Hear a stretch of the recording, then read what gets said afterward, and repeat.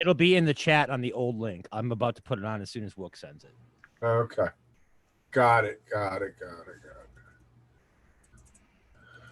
Not a very smart man. It'll be in the chat on the old link. I'm about to put it on as soon as Wook goes live. I can hear him. Okay. I think.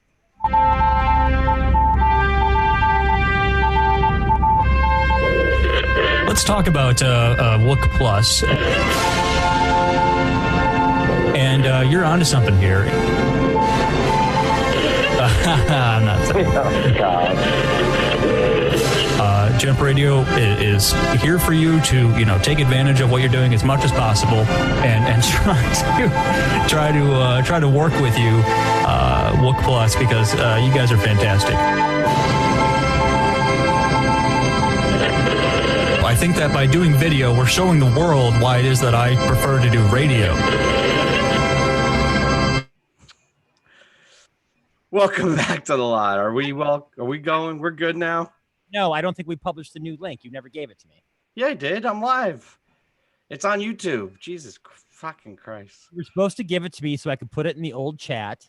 What's up, motherfucker? So I don't think anybody saw I got it. Yes, I know. It's fine. I got it. We're making this happen. Yes, we are live right now, in case you were wondering. Okay, but I don't know. Well, okay. Cool. Links in the Welcome chat. back to the lot. Links in the chat. Chad, T, you want to just share the intro and we'll pretend like all this shit didn't just happen? I will do that. Awesome. All right.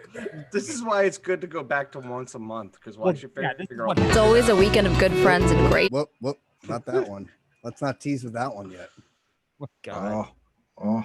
We did PR professional. Where is it? 5.5 hours yesterday, just so everybody knows. Most of us. Wow. Hey, we looked good. I told YouTube that we're sacking the intern who was in charge of this. Goddamn Zoomers. They're lazy over the weekend. We might have to play that tease again because I'm not sure anybody saw it. Everybody saw it. We should just It's make on a the joke video, of but it we and can play play it it like again. every half hour. Whenever there's like a pause, just play the fucking teaser. I forgot to change my poster. Shit. It's Oh. like season 1, episode 1 all over again. What the fuck are we doing? Play the damn show intro. We're dying over here. All right, everybody, go.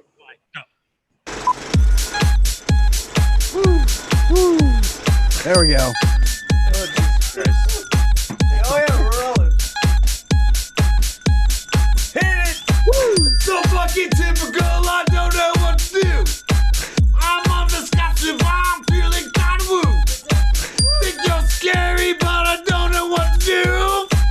Got a boo, cuckoo, ka-choo. Hey!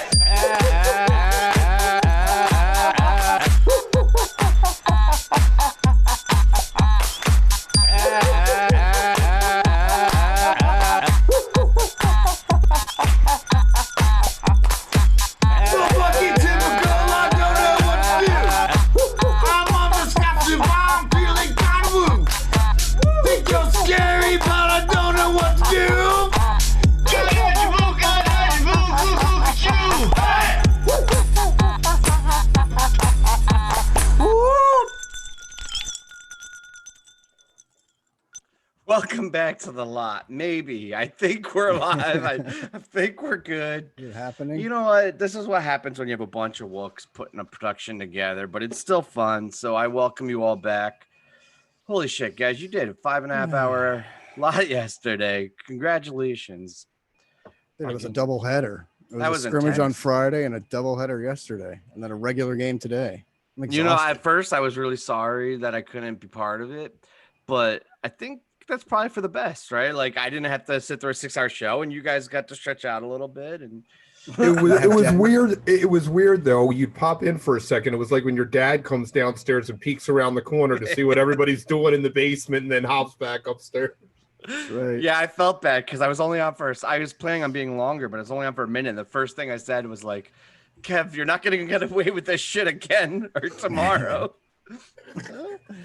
Oh, well, we got a big show tonight. We got Andy, first guest of the lot. Andy from Jump Radio. Andy Michaels will be on.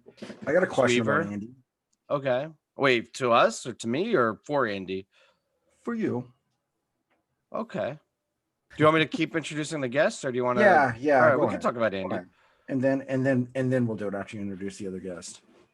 Okay, so the second guest of you doing something with him. Oh yeah, maybe we could talk. No, let me finish introducing the guest because it's exciting. Okay. We also have Chris Weaver, NFL Films, and Bill Ryan from Mockingbird. So Financial Bill, as I believe he goes, right? Yeah, and I think I'm going to match again up to, let's say, $60 tonight. For anybody out there that donates to Mockingbird tonight, I'll match up to $60. That sound fair?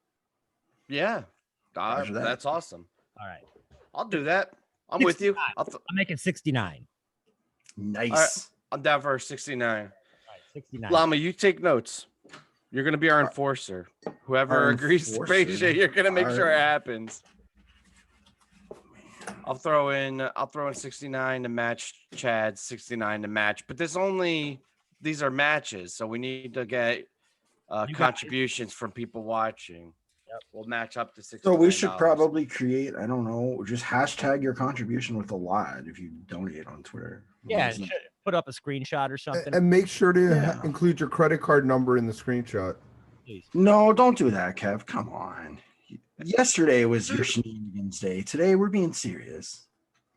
As serious as well, I don't know how serious it is. Man. Have you watched this show, Llama? Like, no, I never watched the reruns. This is literally our third day of dicks. That's a lot of dicks. Hey, Wook, one thing you missed yesterday that I think you would have loved is my brother doing the acoustic version of our theme song. Oh, no shit. I've got to see, I'm torn because I want to go back and rewatch it, but it's 5.5 fucking hours. Kev, you want to pull out the greatest hits? I know you love doing that. I wouldn't say I love it, but sure, I will probably download it at some point and go through it. I mean, it's, the easiest way to do it is if you're looking for X person doing something, you just slide the slider and everybody's like, and then I'm right down, okay, 4.5 hours in, that's where I want to make my cut. Sure. 4.5 hours in is where Horatio made his last dick. Right. That was cool of Horatio to stop by too. Really fun. Yeah, it was. Made the day move along a little bit faster. I'll just say that. Sure. Dude, I will say though, he picked the longest time to wait for that first shot. Like I was ready for it for like a half hour. Well, you know what happened? I'm going to sell him out a little bit here. Like I'm sitting there and he's in the Zoom, but his video's off and his audio's off. And finally, after about a half an hour, I go upstairs and he's like, he's so stoned. He's sitting there on his phone. He's like, what? I'm like, this isn't your first Zoom call, bro. Like you've done this 1,000 times with other people. So I'm like, swipe left on start call from internet, start video, and then finally he was like, hey, I have an update from Bill. All donations tonight should go through Waterwheel. So because Phish is doing, and that's why we're doing it, right? Phish is doing for this dinner and a movie trifecta. The beneficiary is Mockingbird. So I guess to not skew the numbers or I don't know, whatever. Make your donations through Waterwheel for tonight. okay. And I will match up to 69 as well. All right. I'm not a financial guy, so Yeah. but I know a financial guy and he's coming on the show. Maybe he can explain that. Oh, is that better for my taxes? I don't really know. Like I think they're both not like a fish. I don't know. Man, I'm not going to start throwing out letters and numbers and pretending like I know what I'm talking about. Since the tax laws changed, we're kind of screwed with getting. You can only claim so much now, where you used to be able to claim everything. I think. Really? Yeah, I don't know. So we should keep talking about shit we don't know anything about. I have a question. Okay. Go ahead, Chad. Chad's going to explain something. Go ahead, Llama. No, I'm backing off. When I back off from the mic, that's me saying go. Okay. Just wanted to make sure that you weren't, hurt feelings. No, that's just me saying, giving you the signal that it's okay. You can do it, Llama. You can do it. What do you got? I just have a question about things you do know about. Like, I keep hearing and reading in the thread that you got something special with Andy. What is it? Like, what's happening here? Like, I don't understand what's going on. I'm so lost. Well, I feel like I'm outside. He's coming on the show. I mean, he'll be on in a couple of minutes and we'll talk about it. But okay, I don't know. We've been we've been teasing this or talking about this probably for as long as you guys have been part of Wook Plus, right? Like as right from the beginning, I was like, Andy has some value, some skills, some creativity, just some things that I want to be part of this project we're doing. So we figured out, I think after a while, after many conversations, a way for us to bring two forces together, if you will, and do a little bit of collaboration. So I don't know. We'll wait a couple minutes, see until he comes in, and then get into more info. But it's exciting, dude. I'm really pumped about it. Do you have a piece of video or something that could? Yeah. Do you want to? Do you want to? It's funny you mentioned that. Yeah, funny. Wait, actually, I can't. We did it in the broken stream, but not the good stream. If you go to our Twitter, no, I'm gonna play it. It's fine. It's fine. Thank you, Chad, for getting that done. I tried so hard. Thank you for the setup, Llama. No, it actually played live. I mean, you guys didn't see it, but it actually played live. People that go back and watch this will see it. Right, it played live on the broken link. But no, it played live on the good link too. It was live on the good link. I bet you $69 donation it didn't. We're gonna do it either way.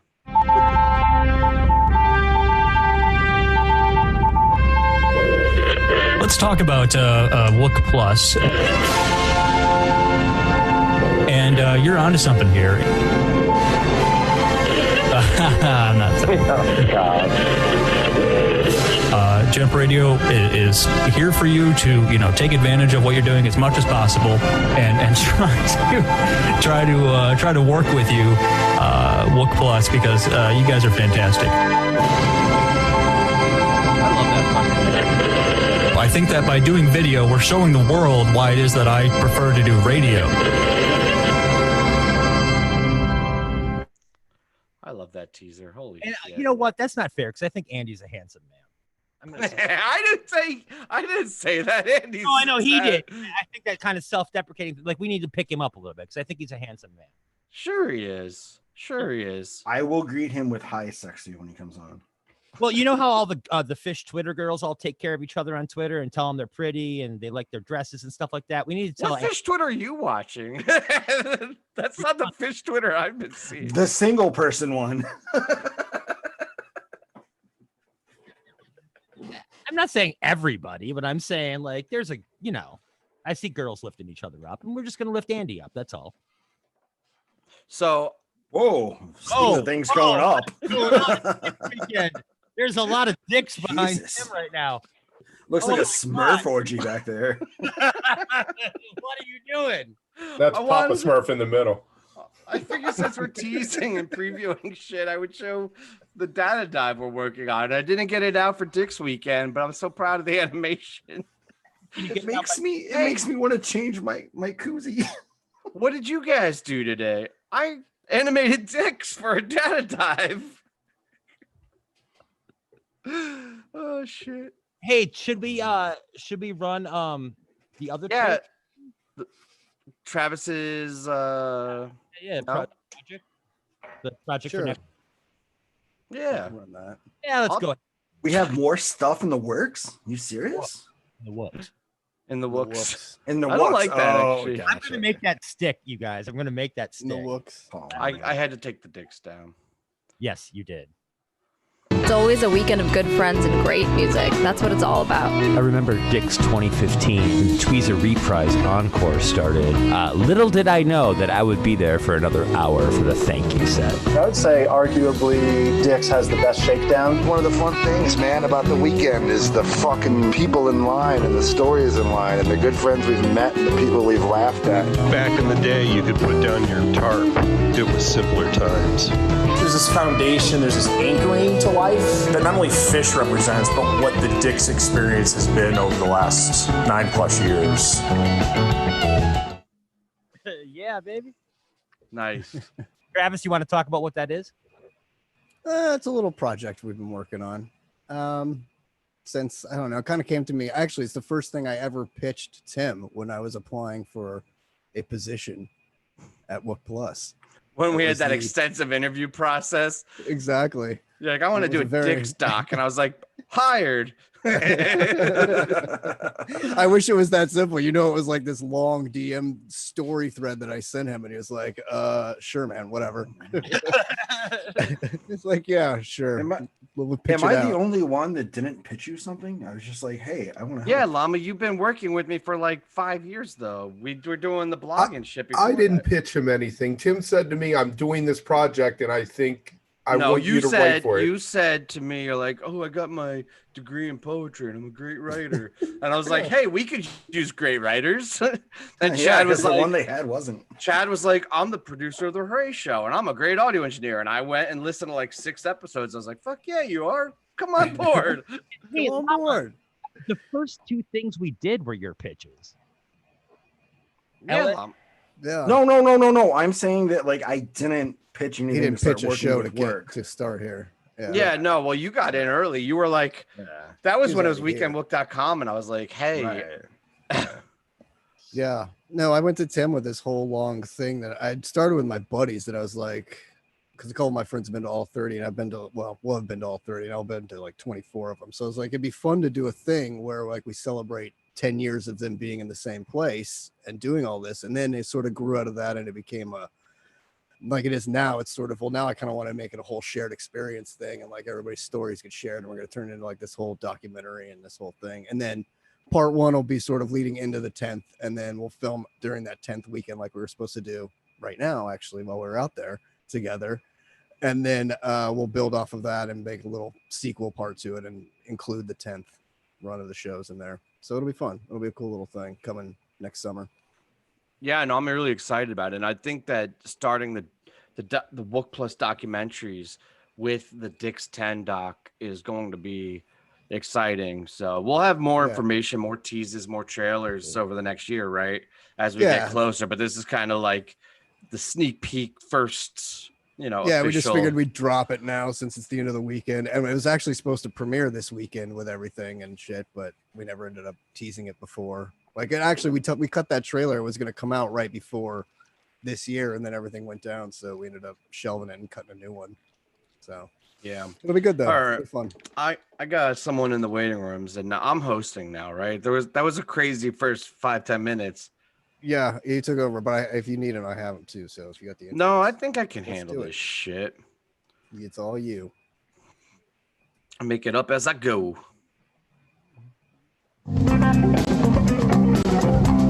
Best known as the Jump Radio DJ on Saturday nights from 6 to 9. Nice. He might have some other projects coming up that he wants to share with us. Please welcome back to the lot, Andy Michaels.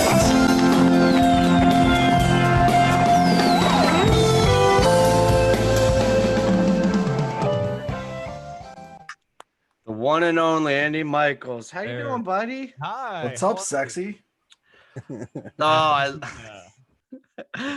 Nice choice of background. It You like fits that? right in with that whole promo that we threw Exactly. together. That And I was teaser. playing 2001 from earlier this year, Mexico. The 2001 with Polka Dot Rose. Oh, right? nice. Yeah. The only Phish that we get in 2020. Oh. All right. Anyway.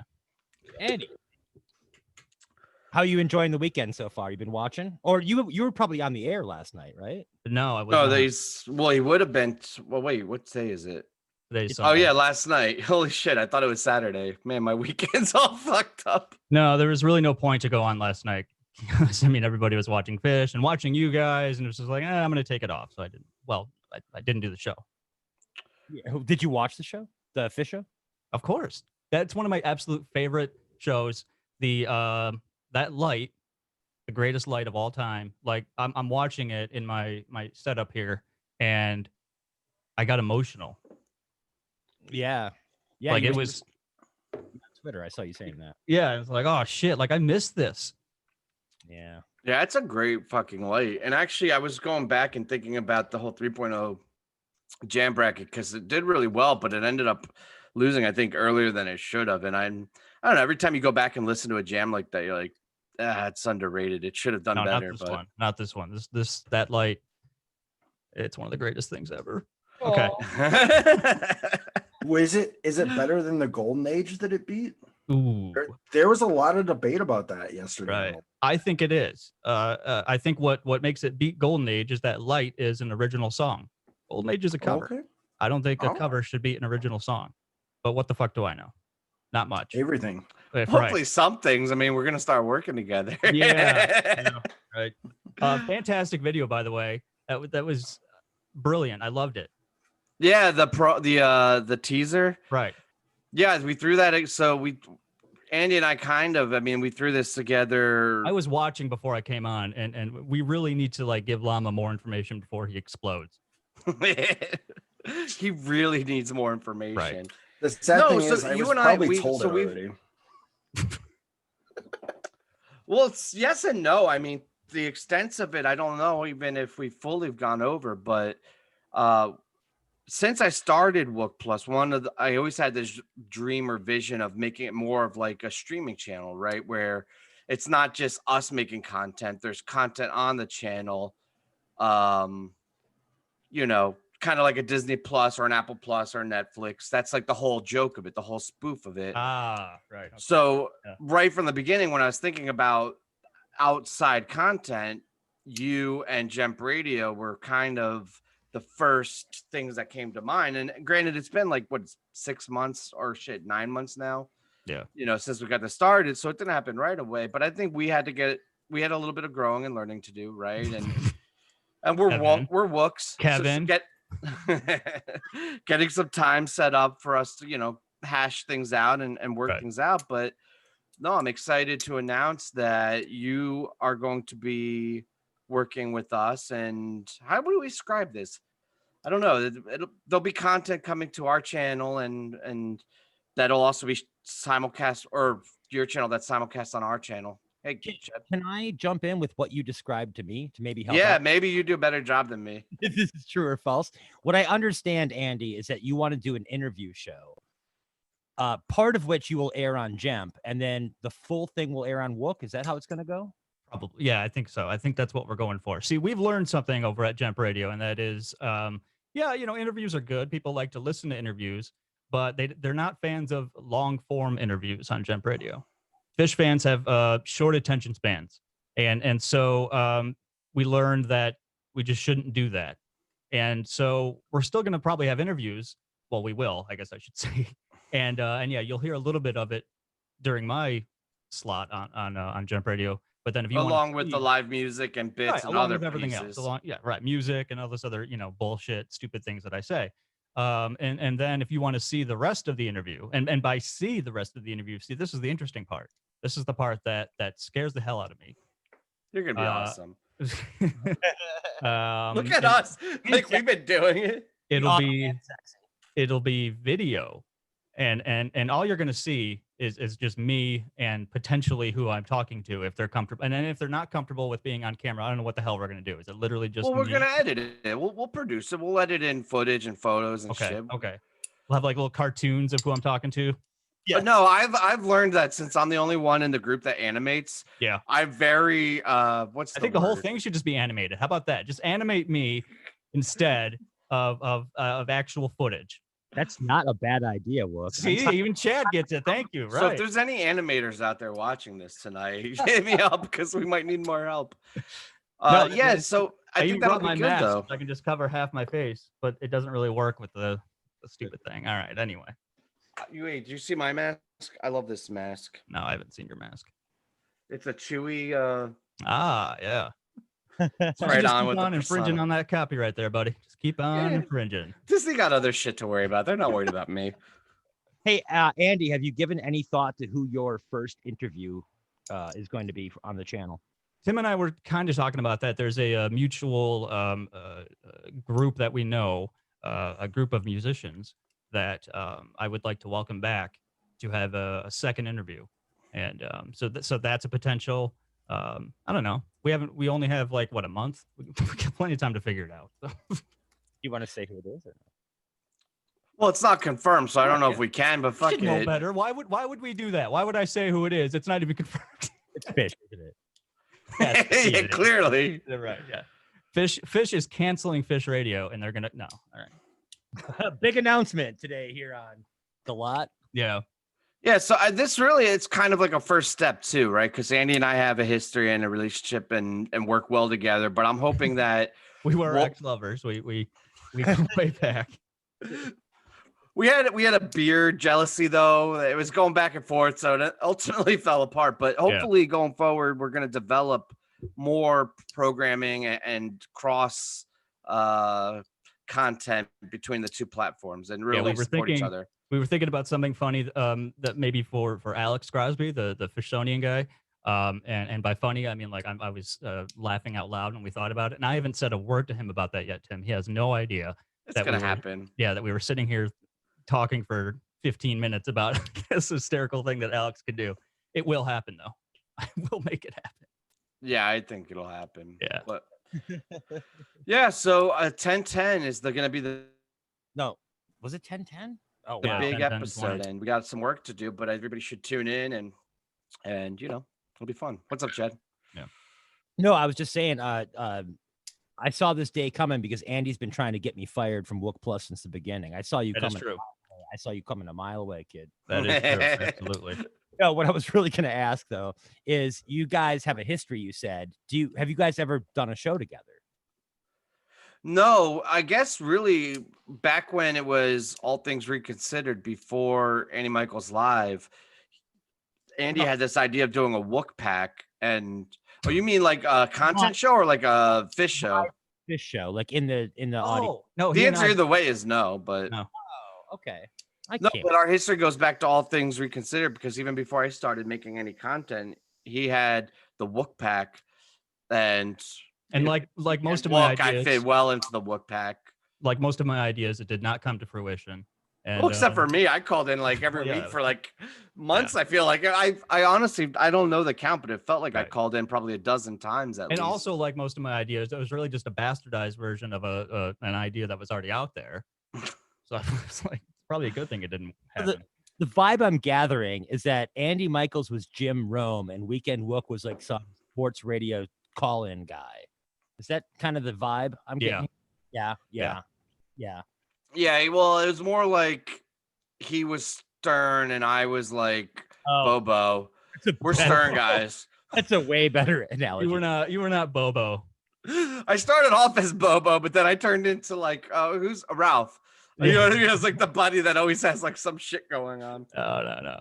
Stardog is fucking Bobo. Oh yeah, Jeff the Drunk. Or anyway. Speaking of which, Kevin, how are you? I'm doing good. How are you doing, man? Good. Have you found my tape yet? Actually, the guy that I got it from is getting me the dat. He has to go to his ex-wife's house and get it. See, now there's you didn't tell me there was an ex-wife. We're never gonna get it. No, we will. He's a good guy. Hold on. It went from being in your basement, readily available, and it's probably down there. You want to come over and go through 40 boxes of tapes? No, I don't want to be in your basement. It's okay. All right.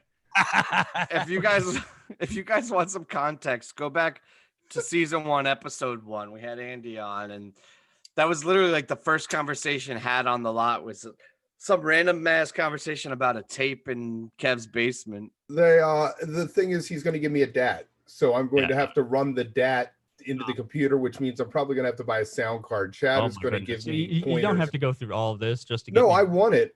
It's something that nobody else has. It doesn't exist. I think it would be good to put out into the community something no one's ever heard before. Okay. So, what was it again? I don't even remember what it was. It was a Dude of Life show, and Dinner in a Movie has another verse to it that he sings. The extra verse in Dinner in a Movie. Now that Dinner in a Movie is just a monthly thing. Right. Perfect timing. Yes. Right. And he also they cover Get Down Tonight by Casey and the Sunshine Band. Nice. Do a little dance, take a bunch of drugs. Gotta get that. All right. So in the meantime, before we start the 1010, wherever that goes, you're still going to be on Saturdays, right? On Jump Radio with Andy Michaels Live. Yeah, 6 to 9 p.m. Eastern. So everybody should definitely check that out. It's just music and me, screwing around, and it's live, and the whole point, well, not the whole point, but part of why we're going to work with Wook and work with you guys is so that we can bring more things to that 3-hour time slot that I'm on there. So yeah, I'm putting a lot of faith in Wook. It's a crossover thing. Yeah, I mean, We got your back, Andy. We got your back. Yeah. did you see that fucking promo? We talked like 2 days ago. That was got the beautiful. green light, and I was like, I'm gonna throw this fucking teaser Absolutely together. beautiful.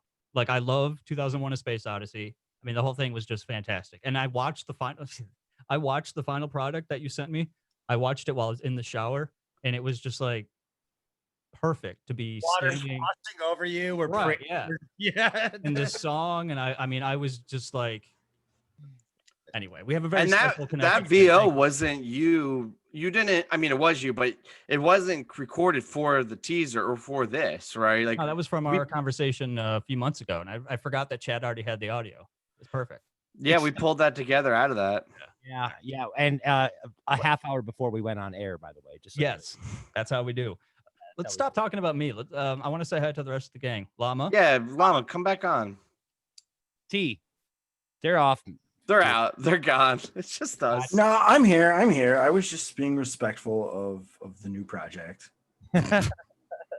Well, that's really all we have. We don't have any. I mean, we're literally going to start repeating ourselves at this point. Listen, the bottom line is I respect Andy. I think he has brilliant ideas and he fits well with our group. And I think I It's respect one hell of a bromance. I'll tell you that much. Well, no, but I respect Jump Radio. They have a great wide-reaching audience. I think we put some great fucking content together. They put great content together. Why not, work together and make some cool fucking shit? Oh, That's it. Wook, I don't want to interrupt, but Please Andy, do. Andy had a question for Llama, I believe. Go ahead. I don't. Oh, you said you wanted to talk to Llama. You asked him to come back on. So I thought I you think had... he was just uncomfortable that we were focusing on him the Oh, whole yeah, and that was just, yeah. But now you just had to make this really uncomfortable. Let's bring on T. T is next. I have a question for Andy. There, it was the other way around. It was the other way around. Yes, Llama. Yes, please. He's a bit dyslexic sometimes. Ah. Anyways, what is your favorite Dick show? My favorite Dick show. Didn't I say that earlier? No, you did not. You guys kind of I jumped did. right into your thing. Oh, Yeah. okay. What I did. Huh. All right. My favorite Dick show. Actually, it's a tie. Which really isn't an answer. You want my number one favorite? If I got you got to give one. Yeah, Well, if your tie is between two of them, it's acceptable. But if you have 27 number ones, it's not no. acceptable. Actually, I can give you a number one. It's just the thing is they are literally right next to each other. It is 8:31:12 is my favorite, and then 9:1:12 would be, I guess, second favorite. But I think they're both like right there. And then what we're gonna see tonight would probably be number 3, except for, and I forgot about this, except for that dump that we get in the first set. Yeah. And nobody thinks about the first set when they think about this show. Right. Talking about the fact that they do a really cool song like The Line. Yeah, right after they do an even cooler song, Backwards Down the Number Line. It is the yeah. The Line is a really, really good song. But I think they went in knowing. I think Gumbo is better than The Line, to be honest with you. But I think they went in knowing that they were going to melt our faces with that encore. So they were like, let's get a couple out of the way. I love the encore. I mean, it's practically a third set. I mean, we can spoilers, right? It was 5 years ago. Everybody's seen. Well, everybody knows. Thank you. Keyboard Army. Flex. I'm sorry. Boom. I was there. Fucking love Keyboard Army, and to hear that again and to see that was awesome. Once in a lifetime was rough. Everybody knows that. Yeah. And then United We Stand, like to hear that now, like no, we don't. And they didn't song and like yeah, but it was cool. A lot's happened in 5 years. When you hear Tweezer reprise in the encore and you're like, all right, cool, we're out of here, pack up your stuff, and then Harpoon starts, you're like, oh fuck, what is happening right now? Yeah. But they don't finish the Harpoon, do they? They don't go back. Yeah, they do. They finish it during Your Pet Cat. Okay, Which I so hate. the I cat hate that dies and the goldfish and the whole 9 yards. Yeah. Okay. I hate. Listen tonight. You'll figure it out. I will probably. Llama just listened to 27 fucking nights of dicks in like a week. I heard that. That's fantastic. Truly impressive feat. So you said last night that 9/1/12 is your favorite show as well, right? No, I did not. No, I thought you said that. First night, Andy. The Friday night show. The 7. Yeah. Okay, that's right. I love that second set so much. Yeah. Yeah, like it overlooks a lot of other like things. Yeah, it's fantastic. Yeah. What was it like listening to? Like, how did you do it? All 27 in a row. Well, I got a really boring menial corporate job. So I just put it on and listened. Like it'd be like a set in the morning, a set in the evening, and then I'd listen to a set. Set at sup time. Yeah. When Phish comes on a bagel. You can listen to Phish anytime. Why would you want to eat a bagel that Phish comes? All right. Whoa, this is all the things we have to look forward to. This is good. This is good. So 27 dicks. It does get very repetitive. Like, Yeah, there's a stretch where like it seems like they closed every night with like Silent in the Morning or Character Zero. Yeah. What would you say was the worst? Your least liked Dick's show? Oh man, it was one of the ones from the 2014 run. I almost quit because of the 2014 run. It was not that great. Yeah, I did not like it that much. Did 2014 get But number 9 on the rankings? Yeah, it got number 9. But like 2014 was kind of a weak year. Yeah, and you know what? You're absolutely right. When I was on last week, I completely forgot that show existed. Like I was talking about, Phish has only performed on this day twice or something. I completely forgot about that when the Lushington set, and felt like an idiot afterwards. But then I was like, no, it really wasn't that. Not memorable. Like the joke is better than the set. Yeah, right. Yeah. Almost, they should have just played Lushington. Would have been worth it. Right. But it was all set up to play ha ha ha. They played all 8 songs so they could play ha ha ha and not play Lushington. It just didn't work. Go on. It fell flat. It was like a joke you throw out there and you're like, okay, yeah, that's funny.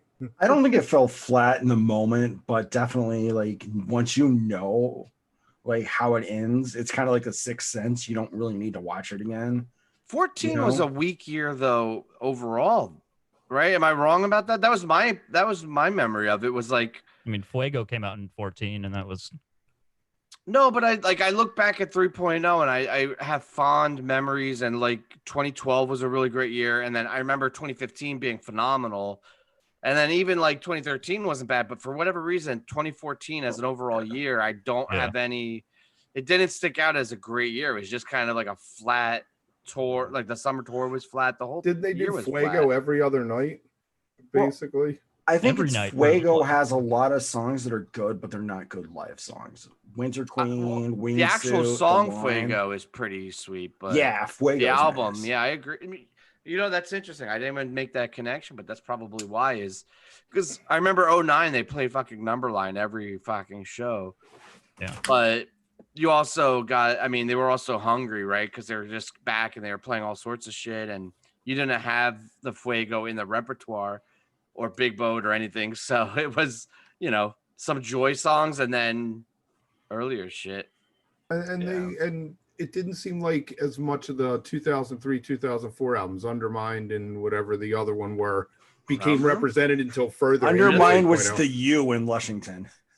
Right. But I'm saying in general, it wasn't like, okay, great, we have these 2 albums, and now we have a new album, Joy that came out. We have all these songs. No, they stuck to just playing the Joy ones. Well, and I actually think they went the opposite. They didn't play the 2.0 songs. That's what I'm saying. Yeah, that's what I'm saying. They avoided the 2.0 songs. And I think that like a lot of those round room jams, if they had an opportunity to really cultivate them and play them more, they probably would have ended up being really sick jams. I mean, some of the 7 Belows they played in 2.0 were phenomenal. Yeah. And it never really came back in 3.0. Yeah, it's kind of one of the white guy first world problems, right? But like one of the tragedies in my mind is like, oh, fucking 2.0's jams never really got the time of day. That's really fucked up to say. Oh man. Oh, We but played. it's true.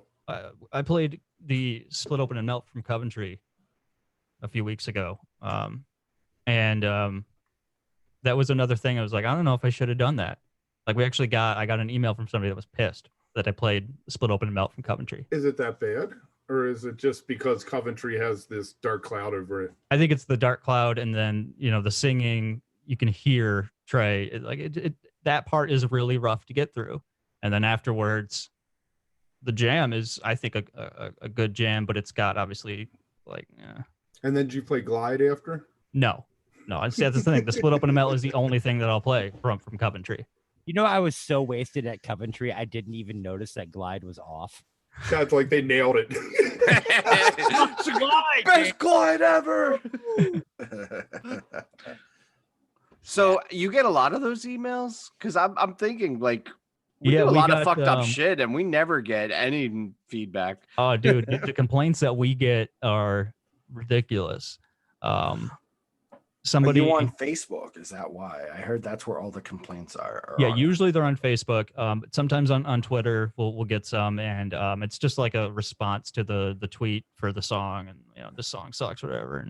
And that's not that big of a deal, and that's to be expected. But then some of the emails that we get, and they're usually because somebody on air said something or played something that or said fuck or whatever, and it's like. Well, you're allowed to say fuck on Wook Plus. We'll edit. You can edit it out for Jem, but when you're we're not editing shit. Fuck that. So I have a question. Like when you turn it on to Jump Radio and they have a song that they don't like, right? Is there the ability to turn it off? They could close the app. Okay. Yeah, they could. Okay. Just wanted to make sure. It is the best part about the app, actually. And usually, when I'm on, that's when it gets closed the most. But no. No, we don't. Good. We don't get it. Like in our community, there are a lot of people that get pissed about just the stupidest shit, and no, that doesn't sound like us. Yeah, especially with music that's it's really simple. You just go.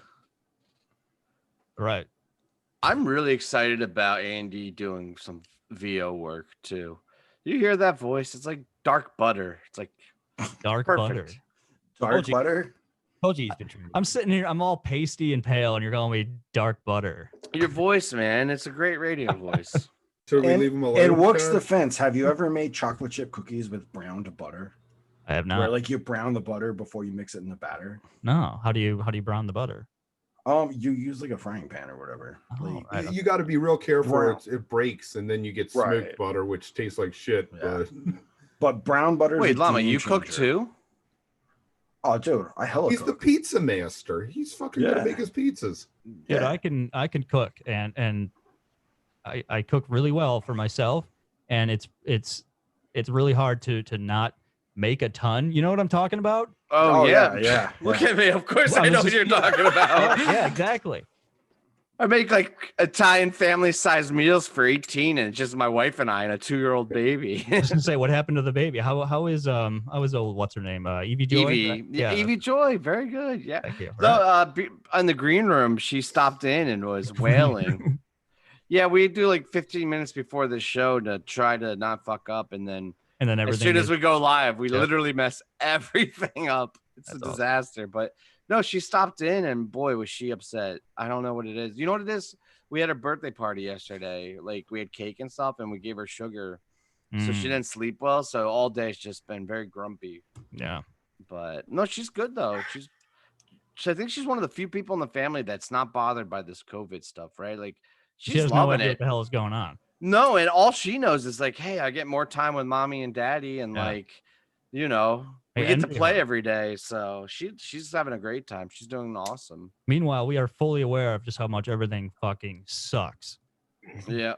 So especially if you have, none of you. Kev does older, but the watching kids at home and not having the daycare or schools is tough. Oh wait, I'm sorry, we can't get stuck on the COVID talk. I tell you what, the best thing though, the best thing with me is that I have a 14 and a 16-year-old.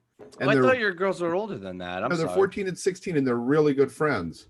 So they've had each other through this whole thing. Oh, that's awesome. I want to make it I don't want to bring it down too much, but Andy, keep going. We got to bring you up, bro. Yeah. Christ. No, we You've been don't. in a dark place We lately. don't. I don't. You don't have to put all this attention on me. No, I know, but first of all, I'm not putting attention on you. But don't you dare cut that hair after COVID. Like you keep. You know that- what? I was just. It's been like about 5 months, or maybe a little over 5 months since I've had a haircut. My hair grows incredibly fast. So even if I do get a haircut, like in a couple weeks, it's gonna be back to looking all shaggy and shit. And I was just thinking yesterday, I desperately need a fucking haircut, but who Oh no, cares? no, don't touch it. Okay. Yeah, it's awesome. Okay. I get you know, it's really funny. I get a lot of guys that compliment my, like you guys love my hair. I rarely get women that compliment my hair.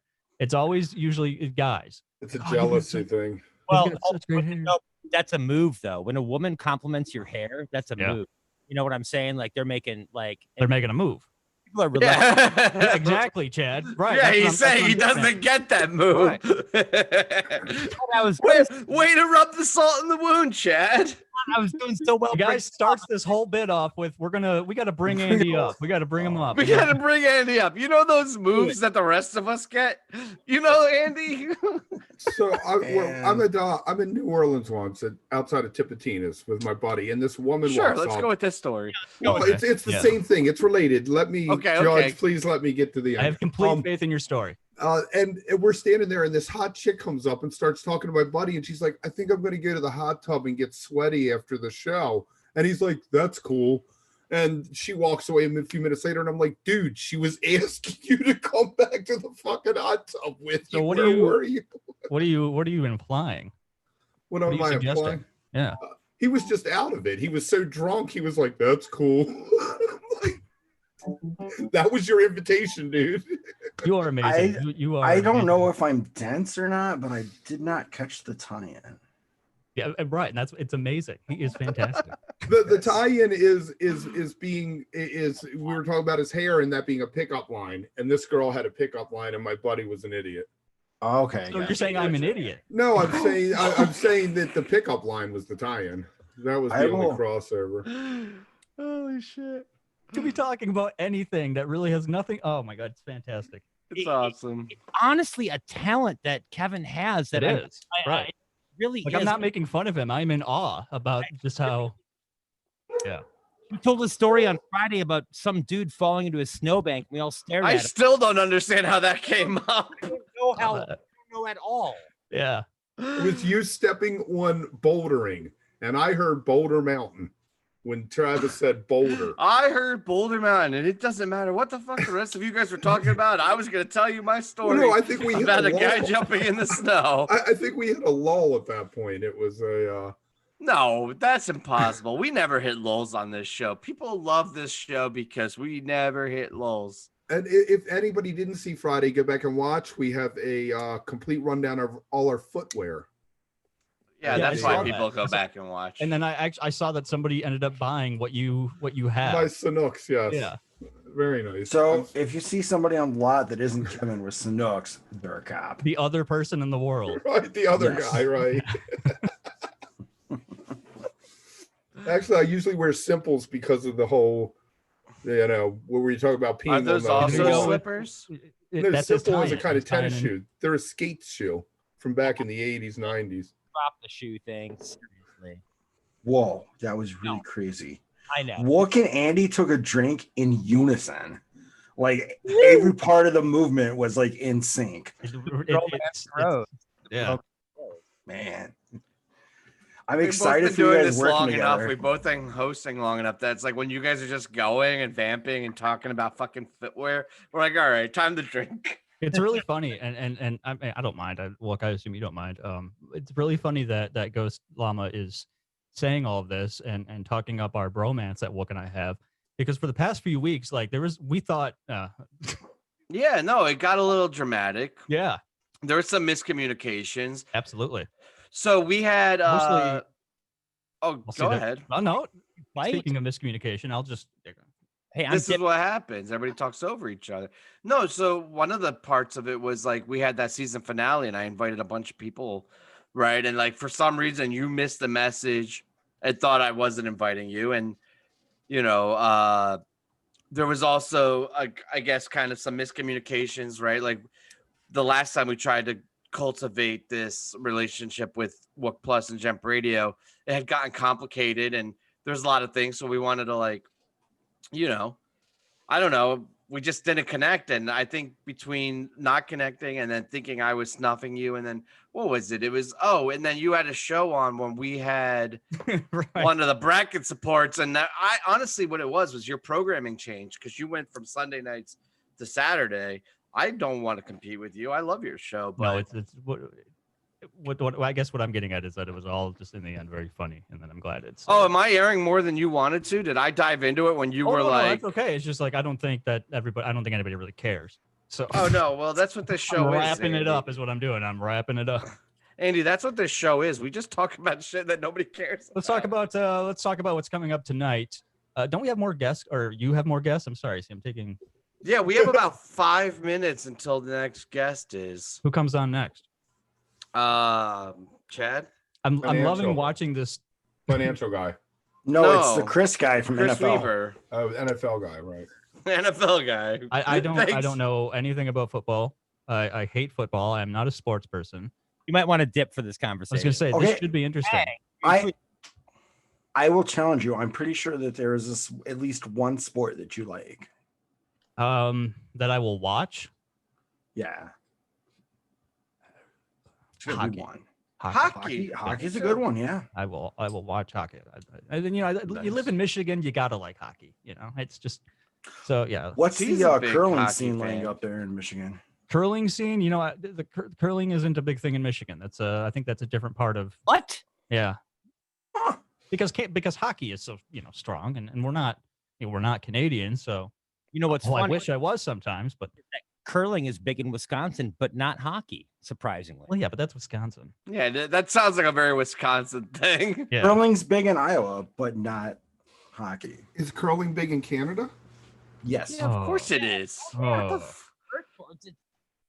He is an enigma. It is just I watched curling at the Olympics last time, and like the first day I was like, "This is weird." By the third day, I knew everything. So all the rules. What team won when you were watching? USA won, and I think Japan beat China. How did the Canadians do?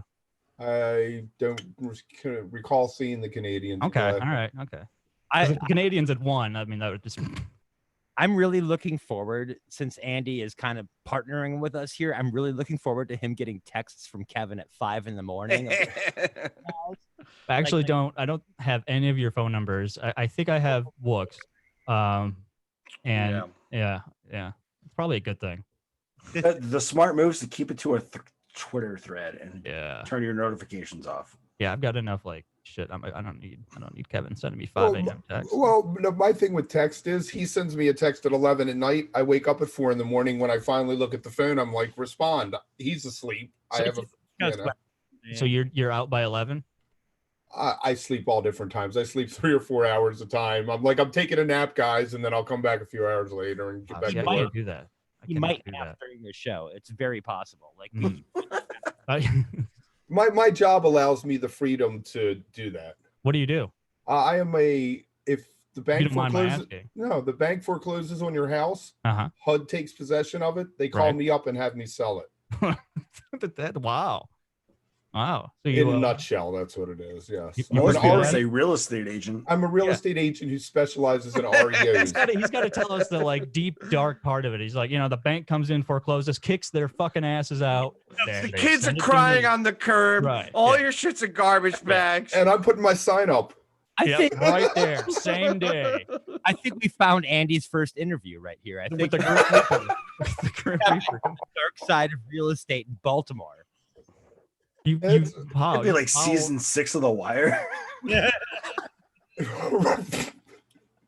So do you with COVID, you do this all remotely?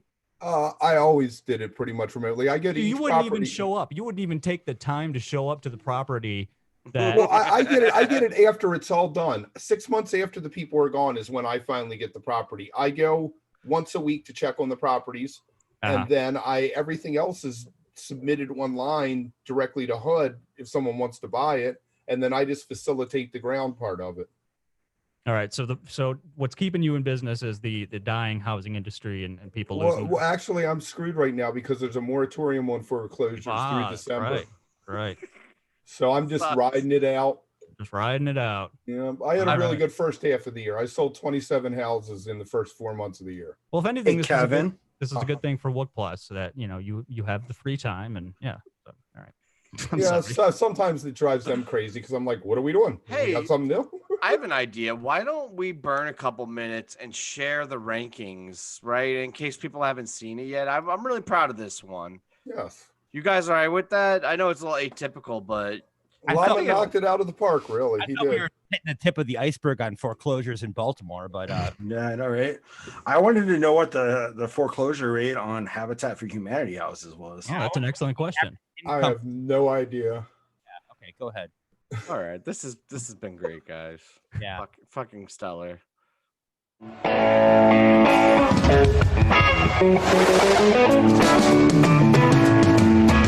Number 9, 2014, The Lushington Set. After Lushington won a Rolling Stone online poll to determine the 10 best Phish songs according to fans, Phish responded by not playing it. Instead, they spelled it out. Surely they would play it after spelling it out, but Trey said no, launching ha ha ha before saying, "You asked, we delivered. Simple as that." Number 8, 2018, Post Curveball. After canceling Curveball, Dix became the shows to attend as expectations ran high for the return of a spelling gag. The band didn't do that, but did throw the rules out the window with a first set on night 1 that had a hood, ghost, and simple. Number 7, 2011, The S Show. The first show Phish ever played at Dick's was a potent portent to the magic that would happen over the next decade. The band played 26 songs on this night, including some mind-blowing rarities and bust-outs that all began with the letter S. Number 6, 2016, Gagless. Year 6 and the spelling gag was gone. They saved the best show for Sunday and did a cross-eyed and painless second set, weaving the Talking Heads classic in and out of Steam, Piper, Light, and First Two. Number 5, 2013, Most Shows Spell Something.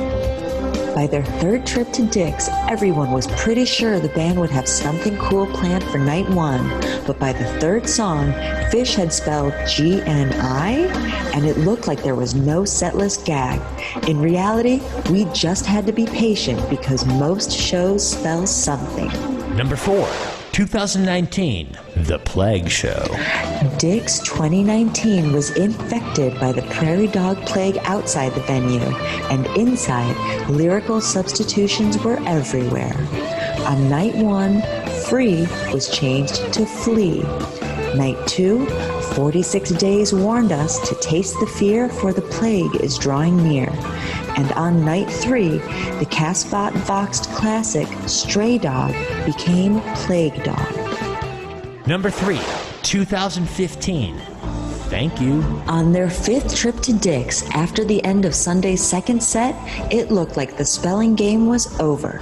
The band surprised everyone by giving us an 8-song encore that spelled out Thank You. Tweezer Reprise predictably seemed to close the show before an unexpected launch into Harpua. As the narration began, Trey informed the crowd Harpua only counts once, hinting that Phish was playing the spelling game once more before playing a run of rarities including Keyboard Army, the Talking Heads classic Once in a Lifetime, and the Brotherhood of Man cover United We Stand. Number 2, 2012, Fuck Your Face.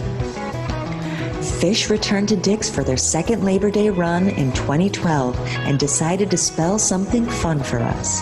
Over a 7-song first set and a 6-song second, the band let us know they planned to fuck our faces. And they did. And at number 1, Dick's 2017. Even without a spelling gag, by 2017, Phish at Dick's had achieved legendary status.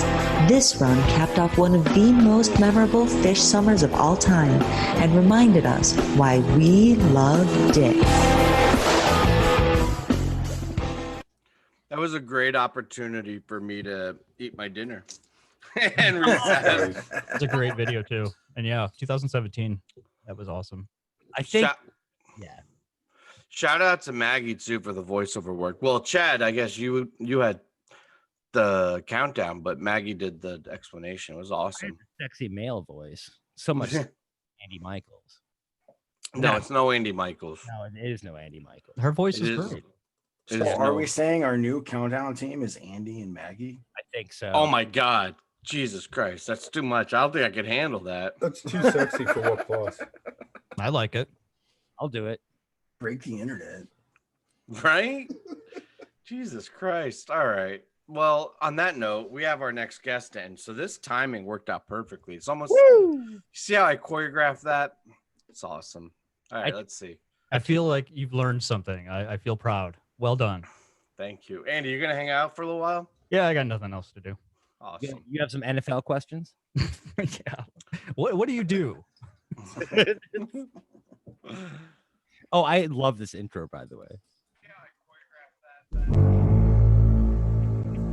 From the current not-so-frozen tundra of New Jersey, this Phish fan is a filmmaker for NFL Films, parlaying that career into a 2016 SiriusXM Jam-On Fantasy Football Championship. Please welcome Chris Weaver.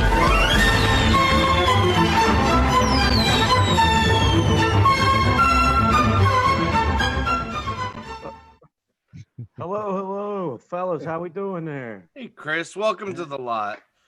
You're right, Chad. That was an awesome intro. I was proud. So I want to say that Chris, DM'd me 10 minutes before we were on the air. Was like, "Hey, could I have Wilson?" And I was like, "Oh, you got NFL." Like, no, you cannot. You chose wisely, though. You chose wisely. That was nice. Next time you get Wilson. Next time. So, for those of you who don't know, Chris works with NFL Films, so that's why we have that intro. So maybe I'll let Chris explain what you do with NFL Films and your role and your job. You could probably do a better job explaining it than I could. Well, so I'm a producer. But producers in NFL Films, we kind of do everything. You know, I write, I edit, I choose music, I go out in the field and direct the shoots. And that's kind of what I've been doing a lot more over the last few years, is going out and directing. And so, but we're sort of have the belief of the auteur filmmaker. One person kind of handles the whole film as much as possible. And so I do a little bit of everything when it comes to filmmaking. And of course, I love football. And then I guess it was 2013, we did a piece on the Seattle Seahawks doing the Wilson chant when Russell Wilson would come out. So we did a piece about that, and that sort of seemed to put me in the view of more of the Phish world at the time. And so I like mixing in Phish to the sports world when I can. Do you ever get to aside from the Wilson, do you ever get a chance to throw in little teases or Phish shout outs or music to your work? Well, yeah. So different shows, we work on different shows and that have different music needs, but occasionally we'll reach out and use a Phish song. Like another show I work on starting last year, and again this show I'll be working on it. It's called The Grind on Epix, which is like a premium streaming service, and the show's called The Grind. So, like for example, at the end of the season last year, week 17, we used The Grind off of the Undermine album as sort of the credit roll, and so we do stuff like I try to mix it in when I can. Or a few years back, I don't know if you guys are football fans, but Aaron Rodgers famously had this press conference where he was like, just relax, and so in one of our weekly shows, we used what is that, Frankie Says, I guess, where they have that refrain about relax. Yeah, just relax, you're doing fine. Right. So those sort of things. So we try to lyrically, that's usually the key. If you can find a good lyrical hook to what your story angle or your the person you're dealing with, the character, that's usually the best way to get it done. Very nice to meet you, Chris. I'm Chad. Hi. Pleasure. My first question was going to be, were you responsible for that Frankie Says? And you've already answered that. So my second question was, I've noticed on Fox, they're using a lot more Phish now. Did you have a say in that? No, I get that a lot. A lot of people think I'm the driver behind the music in the live broadcast when they go to commercial, those bumpers in and out of commercial. I don't have anything to do with it. The guy who does, I don't know him personally. I've seen him on Twitter. People have pointed him out before. And in fact, the last Super Bowl, I was going to try to go meet him in the compound. They have a bunch of trucks, trailers that they work out of, like a little mini studios. and I was going to try to go meet him at the in the parking lot if I could, but they had first of all they had like 50 probably trailers in that compound, and I was pretty sick actually, so I ended up not going. So I've never met the guy. I don't have anything to do with the those, but I do have. If you hear it in like a produced type piece, there's a good chance. There's more of a chance that I did it than if you see it like in a live show. Are you guys friends on Twitter though? At least, like, come on, like, follow the guy. You know? Yeah, I'm not sure. I think I follow him. I'm not sure if he follows me. You know, I would think you would have an epic relationship, like DM. Like, was anybody? Well, there's more. You find more and more people in the sports world now that are Phish. I mean, I get like to say, Phish fans are everywhere. So, but it is cool to encounter that or see the overlap in the in the sports world with Phish. Yeah, we kind of rely on that, having Phish fans everywhere. That's what provides the guest pool is, oh, you're a Phish, you do something super interesting, and you're also a Phish fan. Let's talk. My first episode of All Things Reconsidered on Jump Radio, my very first episode, which is absolute garbage. So we're not going to listen to any of it. The subject was, are we really everywhere? And I played the Wilson chant. And I talked about the video that Chris did. Yeah, this is amazing. I had no idea. I didn't put this connection until now. Perfect. No, that was a funny thing, man. Just we didn't really know. You never it's like when the band talks about those things. You sort of come up with an idea. You don't know what's going to happen, and then I had posted just something. I want to say it was on what's the message board that Fantasy Tour. So I put something on there, and I think a lot of people just thought I was just making up stuff, But then all of a sudden I started getting a lot of messages, and it was like people were asking about it. And then we went out to the game, and we sort of said, if you're going to this game, show up in some Phish gear or whatever, and try to connect with another producer had done that shoot. So anyway, people came out of the woodwork, man, and it was like and that's what the Seahawks had said, like in the piece, the guy that handled their stadium music and stuff, he was like, after Trey said that at the Gorge and whatever that was, I guess 12 or 13, he said they got a lot of messages about it, and I wasn't surprised, of course. Awesome. I noticed with the Wilson chant, when I saw Seattle, the first time I heard it, I was like, oh man, that's awesome. The second time I was like, that sucks for the offense, because they chant it when they go out on the field, and all you see is Russell Wilson going, shut up, like trying to play at the line of scrimmage. Yeah, I think that might have had something to do with why it didn't happen the next year. Like they didn't do it after that. I don't, there was all people speculating. People reached out to me and were asking me, why aren't they doing it? Like I had anything to do with it, But I do think that was it right there, man. Yeah, it might have been the third or fourth time, because I do remember like the first time hearing it, going like, are they really? And then the second time, like a couple more people picked up on it, and then all of a sudden it was 50,000 people in the loudest stadium in the NFL screaming Wilson. No, that's and then of course they had set a new, they had the crowd noise record in like 3 years before that, but then Kansas City, I think, had broken it, and then they had sort of regained it that night while we were there filming, and Guinness of the Guinness Book, Book of World Records, they were in the building. So now that was one of those things where it all worked out and all aligned, and it was as much fun as anything I've ever done, for sure. Before we get into the fun stuff, I have to ask you one more question. What is your assignment this fall? Like, what are you doing? Sure. So I'm the lead director for Peyton's Places, which is a show on ESPN Plus. The Peyton Manning is the host, and so that's sort of my lead gig. I go and direct the shoots that we go all over the country, and we try to do it in special places. And this year we've fired. It's back up for season 2, and we've been on the road already. Despite what's going on, and so far it's been good. I've been to about I don't know how much I'm allowed to spoil on this. This might be this is the most. You guys are getting nobody's exclusive. Watching this. It's fine, man. Well, so we've Tom already Marshall debuted a song that Trey didn't want him to live on our show, and like 10 people saw it, so it's fine. So we've already I've been to Denver, I've been to LA, and I've been to Athens, Georgia, and I feel like somewhere else. And then I'm going to the Bay Area in about a week from today. I'm going to the Bay Area. So I'm getting out. We're doing the show again this year for ESPN Plus, and I'm really excited about it. It's been a lot of fun already, and a lot of work. It's tough. It's a little tough for getting around and getting things done in the world, obviously, but we're still getting it done, and the show's been shaping up great. And then one other show I work on, it's the one I told you about, the Grind on Epix, which is sort of more like a weekly. So the Peyton show is more like a history show, looking back. The Grind on. You're familiar with it? That's great, man. I hope somebody's watching. You know. Oh yeah, Yeah, no. season 1 was great. Yeah, I I've actually seen it. binged the whole thing. It's really good. Also, The Peyton Wook Manning's one of my probably didn't faves, watch it, but the rest Yeah. of us. It was Oh, great be though, man. It was nice. really good. But I have okay. Here we go into the fun stuff. Did you get the job because you kind of look like Peyton Manning? Yeah, you look like a Manning. I don't know if it's Peyton though. He has a little bit more of an Eli look, I think. Or sort of a think so, Cooper. I think yeah. it's more of a Cooper, or like the third Manning, the unknown haven't- man, the right. best quarterback Manning.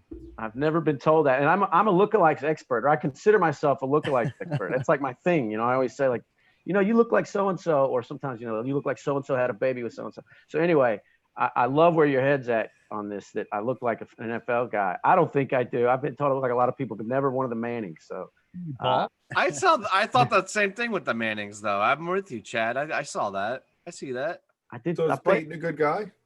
Yeah, of course. No, he's great. I mean, he's demanding, but he's funny, and he's really sharp. He can memorize and digest things and very quickly, and he's like a sponge when it comes to absorbing the information that we give him, and he wants to learn about who we're going to see and where we're going, and he loves the history of the game, and so it's a lot of fun. I look forward every time we hit the road and I get to hang out and work with Peyton. It's always a good time. He seems like a good guy. Just seeing him on, I mean, you know, obviously Those commercials with like Yeah. Peytonville and stuff. Yeah, Right. it seems like a great guy.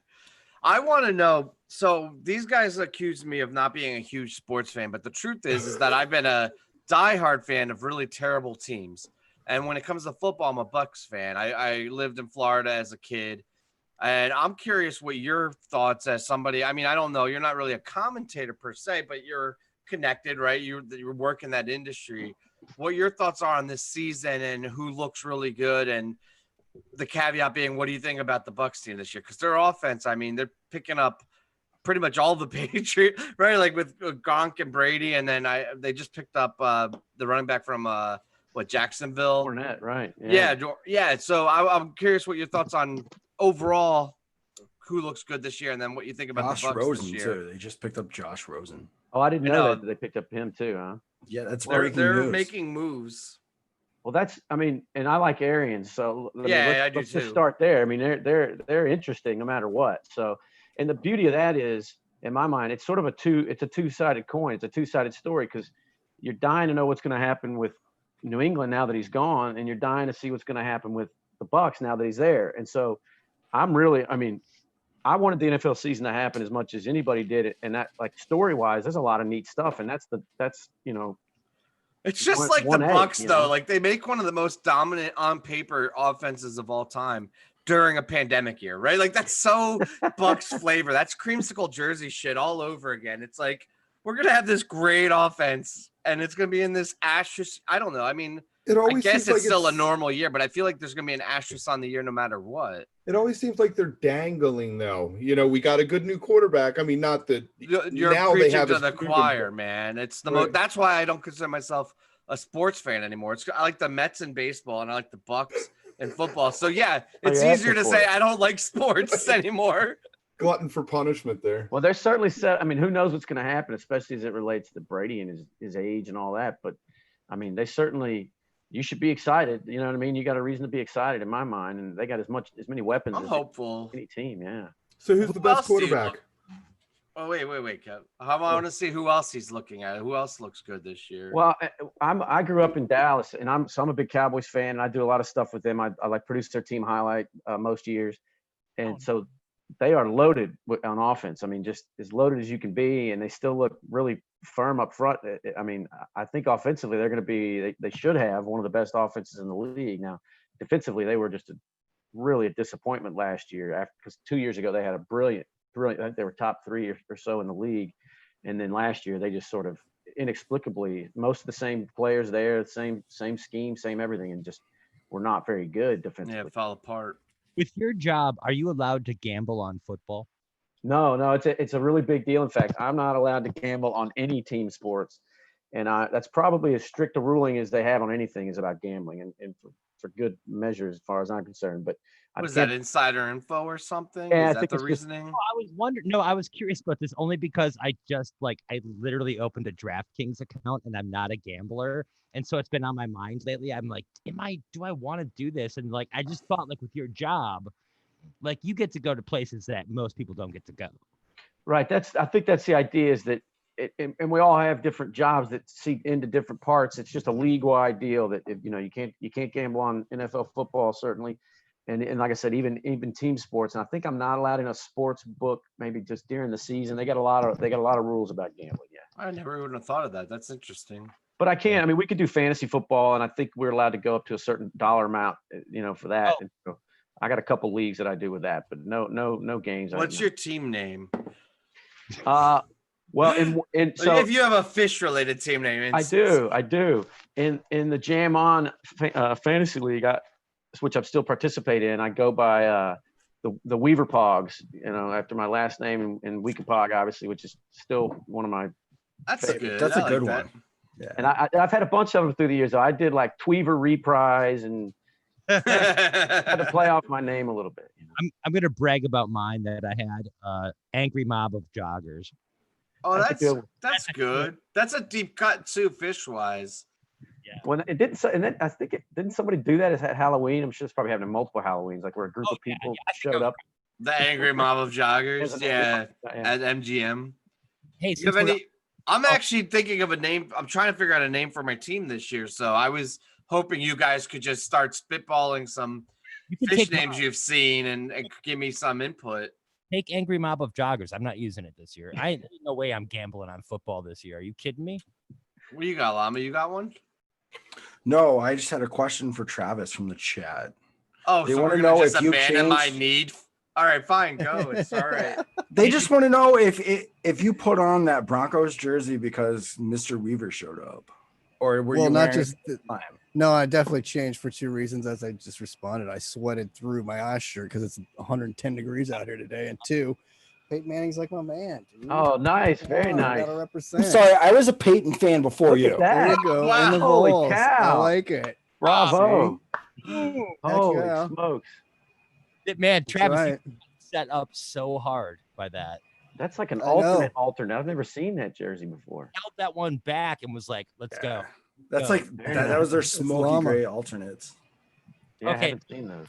We were turning towards Phish, but that was an awesome flex, Llama. But, The chat set it up. I had to do it. no, that was beautiful. It was like, And I love everything that happened there. Flex, man, how many shows you been to, Weaver? I've been to, I think around 85, something like that. Somewhere between 80 and 90. Yeah, Nice. going back to the first show I did was September 24th, 99. So I consider that late in the game. I mean, now obviously. It's all relative, but that's Right. shit. 20 years ago. Right. So 21 years ago. Yeah. That was a great year to jump on.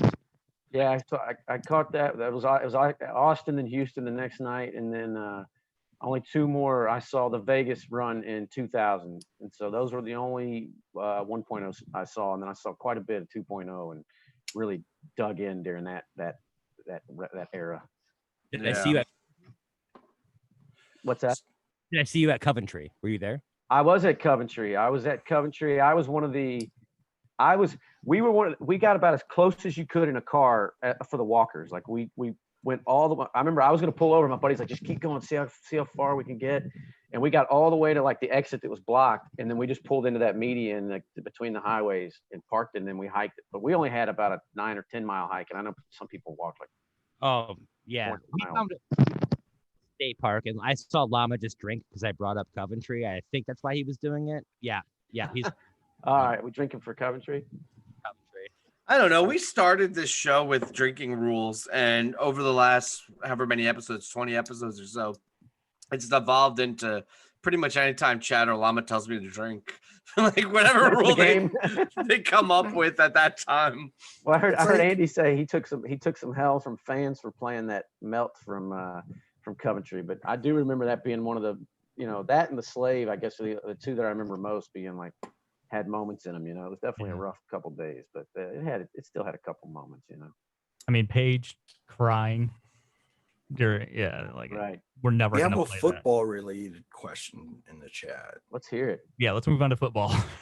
They want to talk about the Kansas City Chiefs, the Super Bowl champ Kansas City Chiefs. Was that fam? Would Peyton Manning No, it's some guy named Kevin who bought. Oh, the some- guy who bought the shit. Yeah, yeah. Kevin. So would Peyton Manning be able to beat Pat Mahomes? I'll mute. Could he beat Pat Mahomes? Yeah.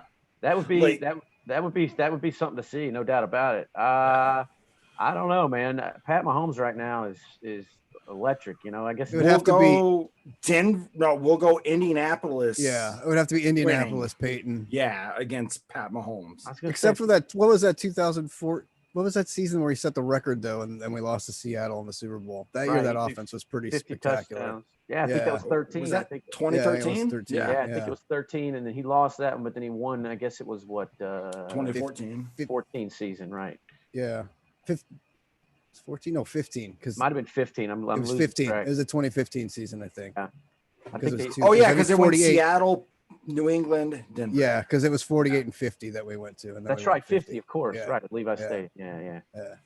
Now that, but him, you know, you take Manning like your 09 or 10, going way back, or you know, he was just good. I think he was. If I was going to pick one guy to sort of just run my offense, he'd probably be the guy. I think he just because he could run the offense, because he would know your offense better than you probably Right, would know your exactly, offense. exactly. So, yeah, You not only look like him, you're starting to sound like him.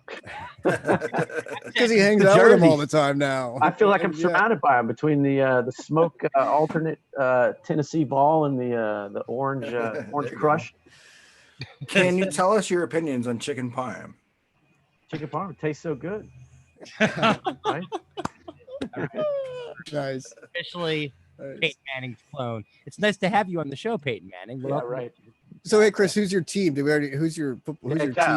Cowboys. Yeah, I grew up in Oh, Dallas. they are your so team. I pulled for them, but you know that's been a frustrating ride. You know, like when you think of how long it's been since they. I mean, '95 is the last time they won one. It's been a really long run. So are you a fan of Jerry or not a fan of Jerry? I am a fan of Jerry. I am. Okay.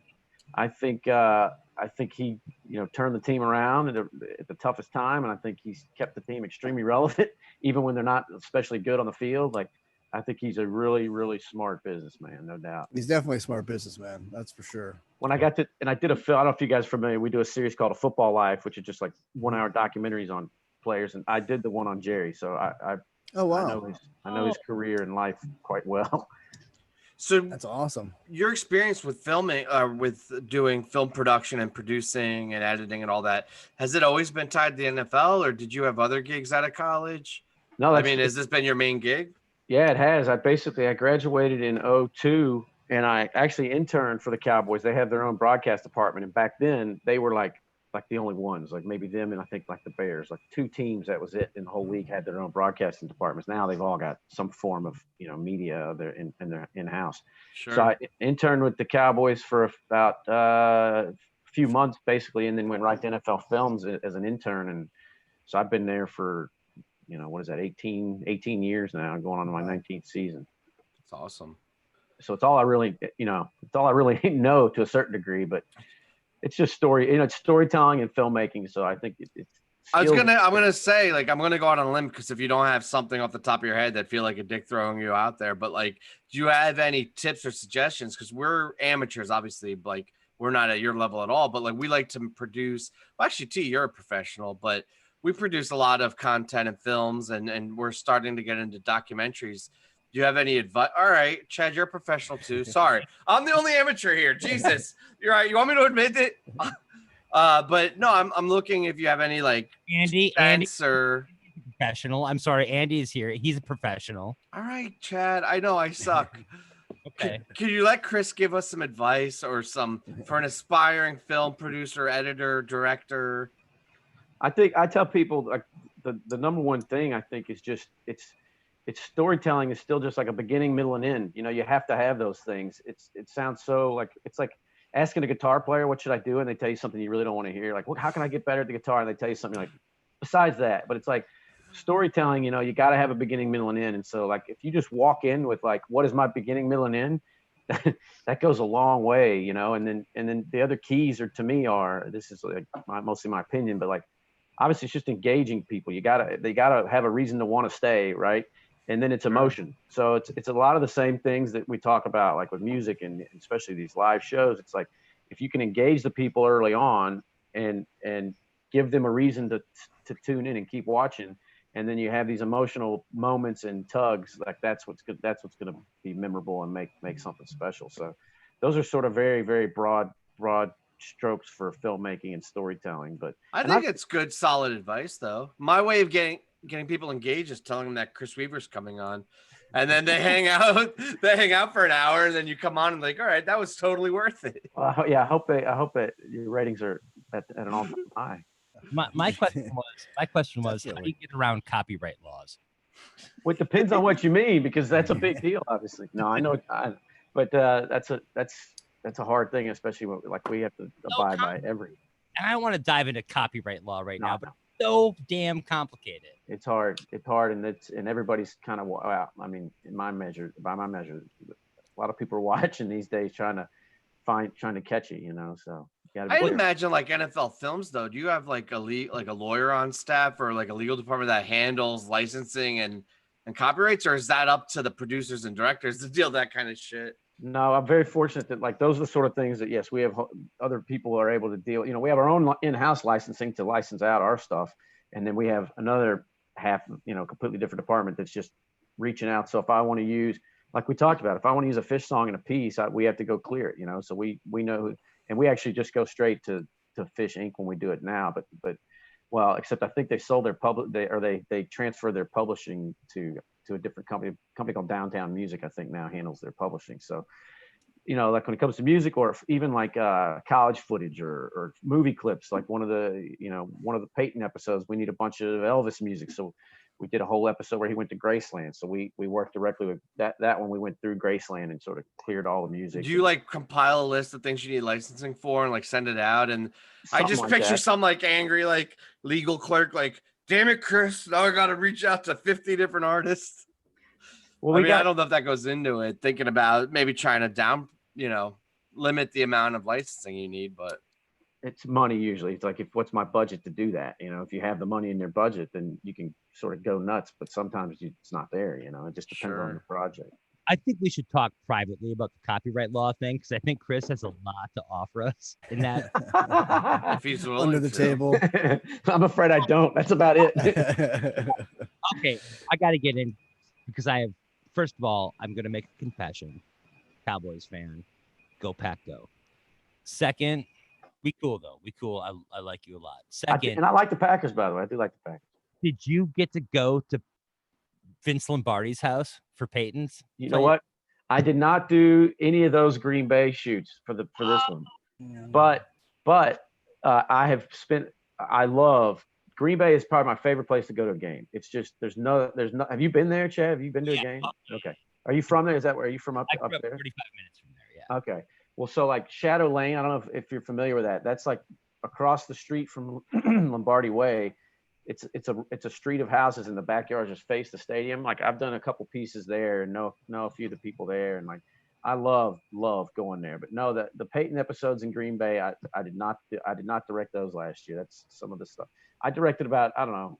I think about 70% of them last year. This year I think I'm doing all of them. So there's a handful last year I did not do, but then that's one of them.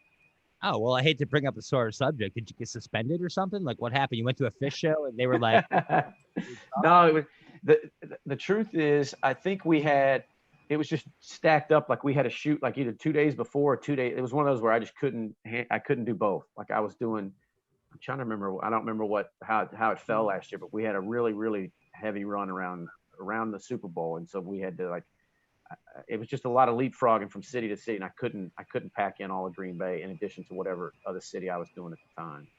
Tailgate in Green Bay? I've been through it the first time I ever went, I got to go through it, but I'm usually working. Or if I'm in the last couple times I've been on Shadow Lane for the tailgating, which is awesome. Like I said, yeah, I suppose, yeah. That's a unique place, man. I've never seen anything in the NFL even remotely close to what Green Bay is like. Next time you're there, Kroll's West, man. I know Kroll's. Oh, believe me. Oh, the butter burger, and are we talking about this? Because I'll tell you what's underrated at Kroll's is the chicken dumpling soup, my friend. Like the burger gets all the love, but the soups there are incredibly good. You know what my problem is? I've only gone to Packers games in good weather. I've never been to a snowy, cold chicken dumpling soup Packers game. Ah, yeah. You know, I'm you Do know, you really consider that you've gone to a Packers game if you haven't gone to a cold weather Packers game? I feel like that's really where it's at. He's the ultimate fair weather fan. Literally. Right.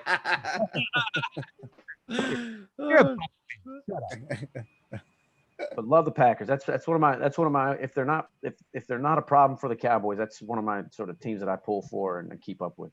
That's been a great rivalry for the. We'll get off this, but this has been a great rivalry. It's cool. All right. No, What's your least favorite NFL team? Yeah. I don't know if I should say that. I might get like bad mail or something. We'll let you say the Titans if you want to cop out, and I'll be okay with it. No, I'd probably say the Eagles, because they're in the Cowboys division. I live in South Jersey, so I have to put up with them, and it's now not the Washington football team. Do they have a name yet? No, I think they're sticking with that all year. They're just gonna stick with it all year. I think stick with that forever. I don't know what's gonna happen with that, to be honest with you, but I'd say yeah, probably Philly, but all of, I mean, Washington too, and I dislike the Steelers just because of the Cowboys' history with them, and it goes way back, and so there's a few that I sort of but in the end, I like the teams that have the best stories and the best material for us to pull from and highlight and talk about. I don't mind the Eagles as much as I mind their fans. And I live in Philly, and boy, the Eagles fans are fucking annoying. They're the worst. I'm sorry. I have a clip ready to go of Eagles fans eating horse shit if you want it. That's all. I have it it's like on my if I ever need it. I don't need it right now. Do you think Carson Wentz will ever become the legend that everyone made him out to be? Well, that's a really good question, because that first year, maybe year and a half, like I thought he was going to be that, and you know how it is now. Everybody's just, they instantly want to put you where they think on this pedestal or whatever you want to call it. And so now I really don't know. I mean, he doesn't even look like the same guy in some ways. Like, he had the physical tools, and like even those don't look quite the same. And he seems like he's got the right mentality to do it, but the jury's out, man. Like, I think we got a long way to go to know it before we'll. And I think fans are kind of feeling that way. And obviously they drafted what's his name, Hearns, to come in, and who knows what's going to happen. So he's got a little pressure behind him now. Yeah. So who's going to be better, Gardner Minshew or the guy from Philly?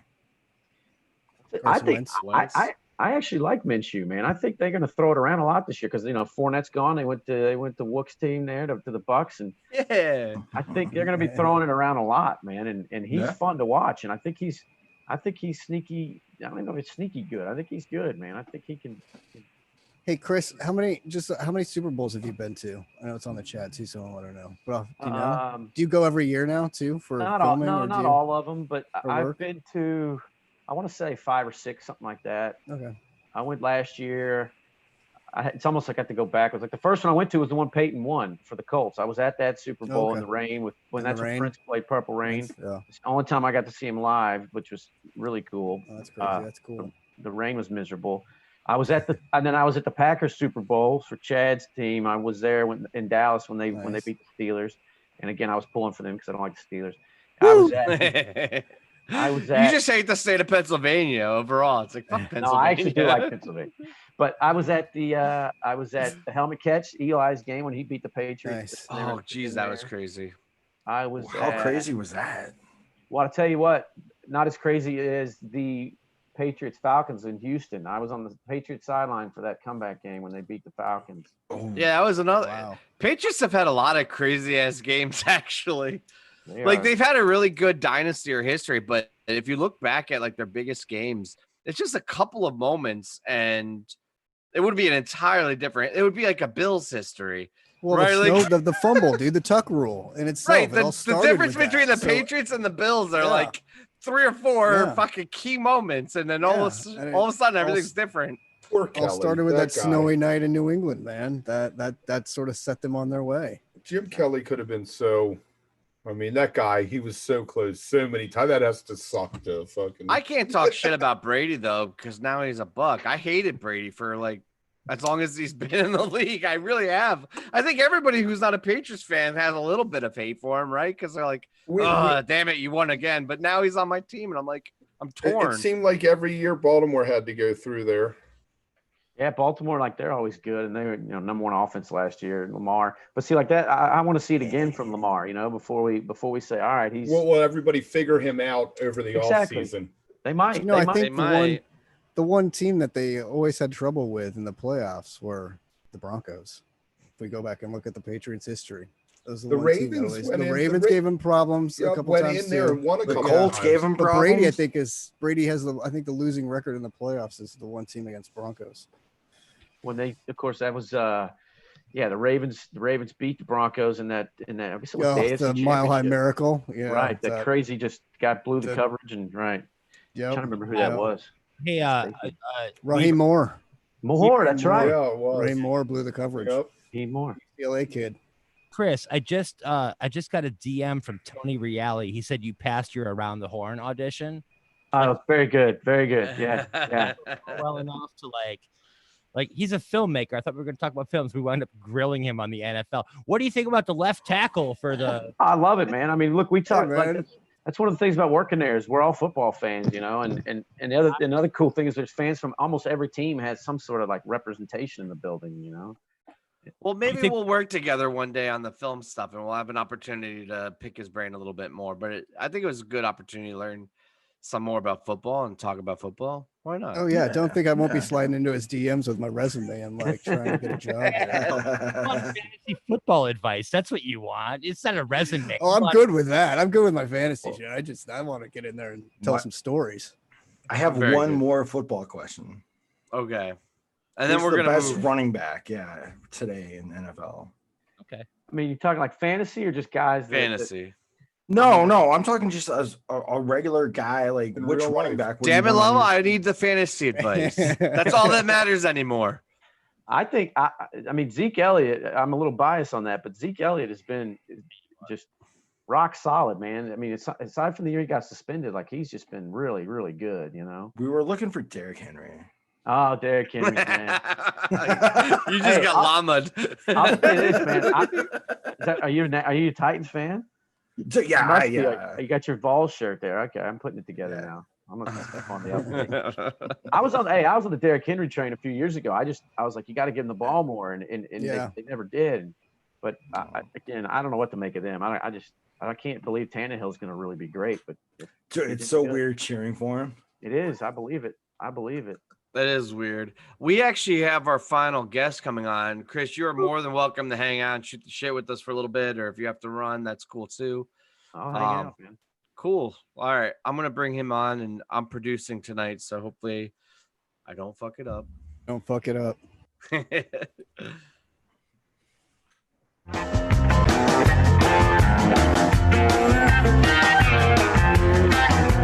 He sits on the board for the Mockingbird Foundation and with the community's help has distributed over $100,000 in COVID relief grants this year.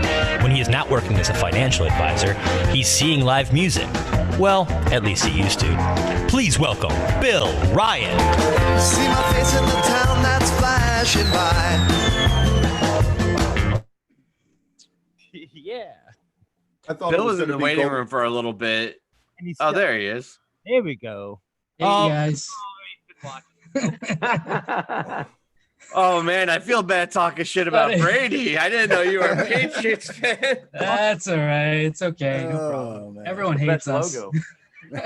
Well, welcome to the lot, Bill. It's So good to be here. Yeah, I'm pumped to have you here because we've had a history now on the lot of some Mockingbird folk. We had Scott Marks and Professor Chip. Jenkins and Steph. Yep. who else do we have? We've had a couple. You had Chip on a few weeks Chip, ago. yeah, of course, Chip Parker. Yep.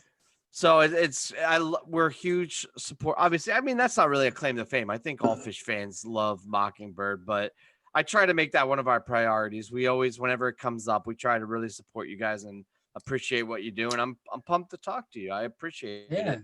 it's good to be here. Thanks for having me.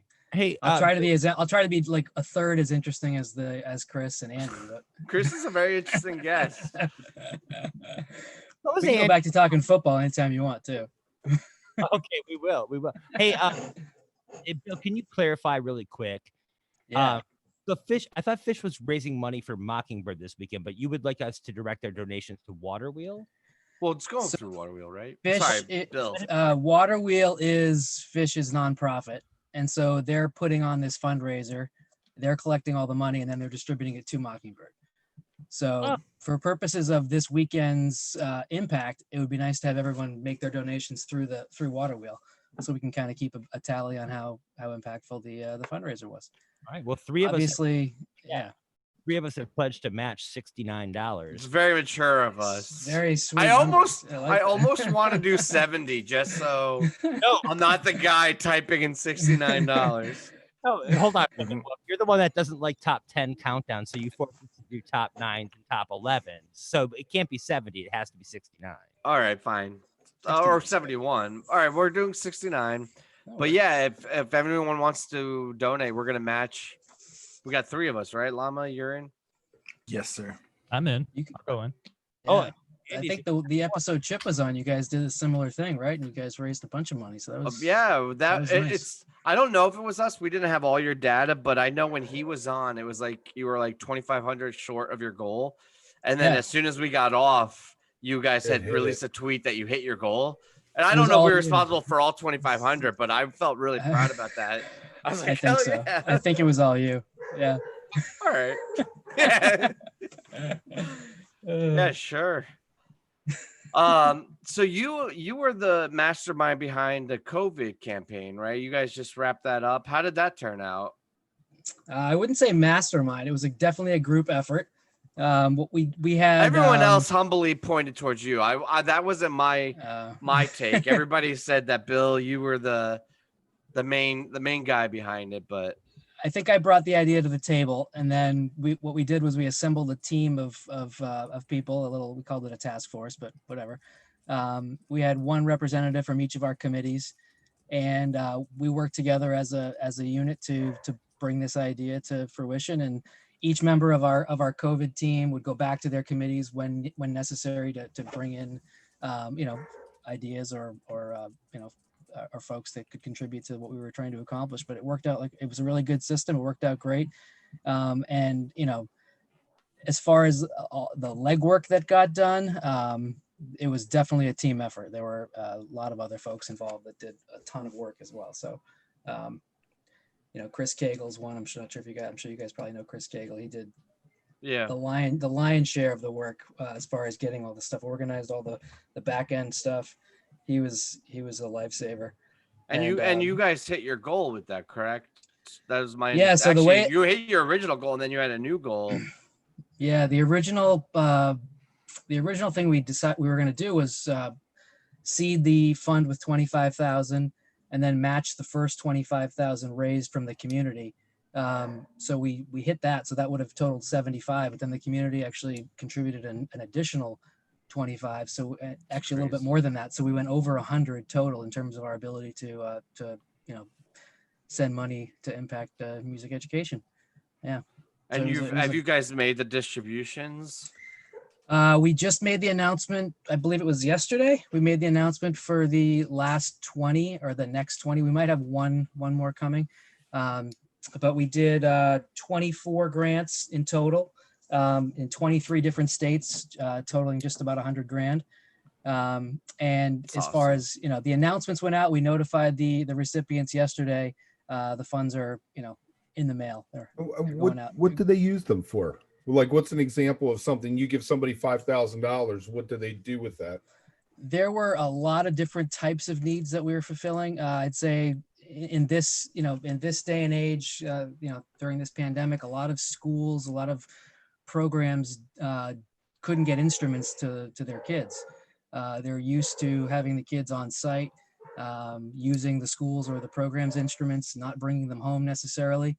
And so, just as an example, there were some organizations that pledged to use the funds to create primarily percussion kits, but little things that they could send home to the students so they could work remotely and just and keep up with with their curriculum. And that's so critical right now too. I was thinking back, I was actually a drummer, and if you're a clarinet player, a lot of times you have your own clarinet and it's easy in a small case, but I only had a pad at home. I didn't have the instruments and everything. And I that's so I think that's brilliant. I think that's amazing what you guys are doing. A lot of the programs have to share instruments, and they're all on site. So when everyone's working remotely, it's actually impossible to get instruments in these kids' hands. So yeah, that's one of the things. And then another thing that we did hear a lot about is the remote learning software. Those are subscription-based services in most cases, and a lot of them were doing 6-month trial runs for educators. Those subscriptions are running out like right now, and so they needed funding for that type of thing as well. It's awesome. It's so nice. I love that. Yeah, it's and it's something people don't think about, that you need to have the arts. It's something that gets forgotten. If the school has to pick between the football program and the music program, the football program is going to get all the dollars. Hey, wait, we got a football guy here too, though. Let's not put our guests against each other. We both love football and music. Yeah, me too. Yeah, so yeah.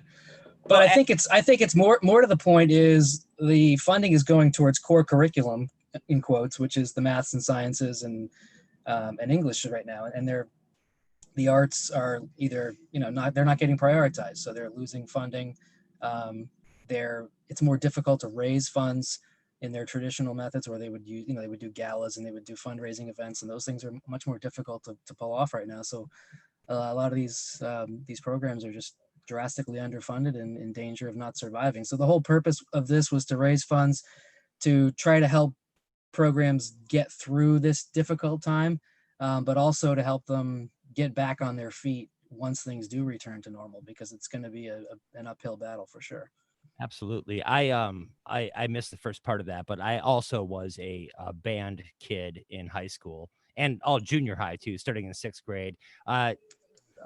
Wook, I had to carry a whole drum, the pads, but it was the whole kit with the xylophone and everything in it with the bells.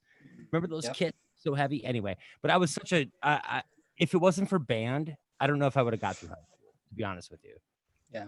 I don't know. Without that, like that affirmation of like creating something as a group, I got to compete. Instead of competing for starter on the basketball team, I was competing for first or second chair. First chair.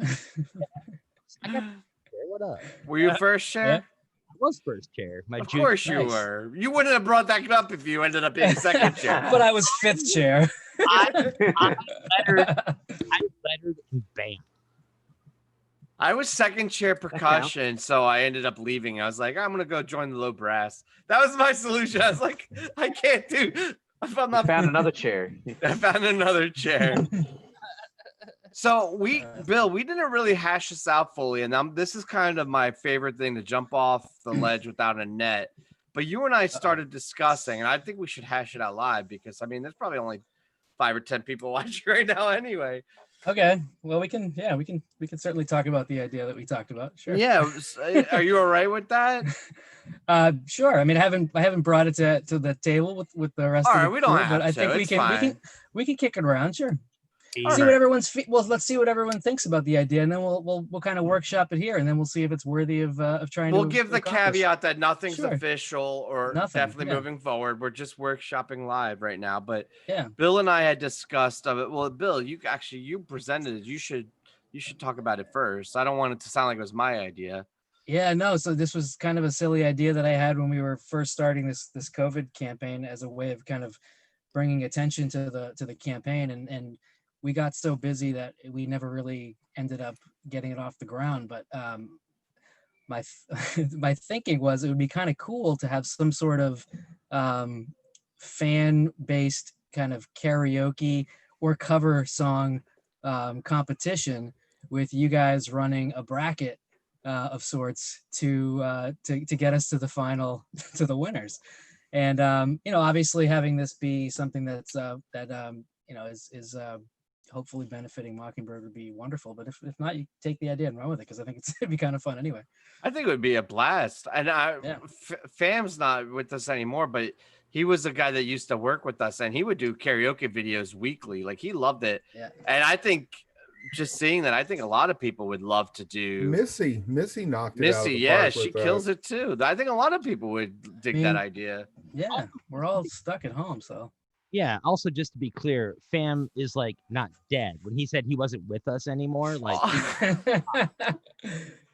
Everybody saw Fam yesterday. Yeah, no, I meant he was not specifically with Wook Plus. He's doing other projects. Is everybody singing the same song, or is it you pick your own?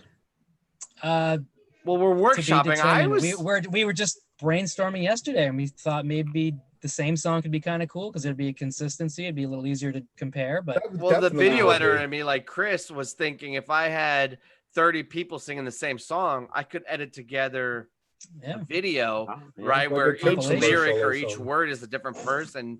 You know, not each word, that might be too many changes, but each lyric is a different person. You can make, if it was the right song with the right message, you could almost make like a Mockingbird commercial, or, you know, a hope dream. I don't know. Trey writes a lot of positive shit these days. Like, I'm sure we could take a 3.0 song and make it really Soul inspiring. Planet. You got to go with Soul Planet if you're going to do it.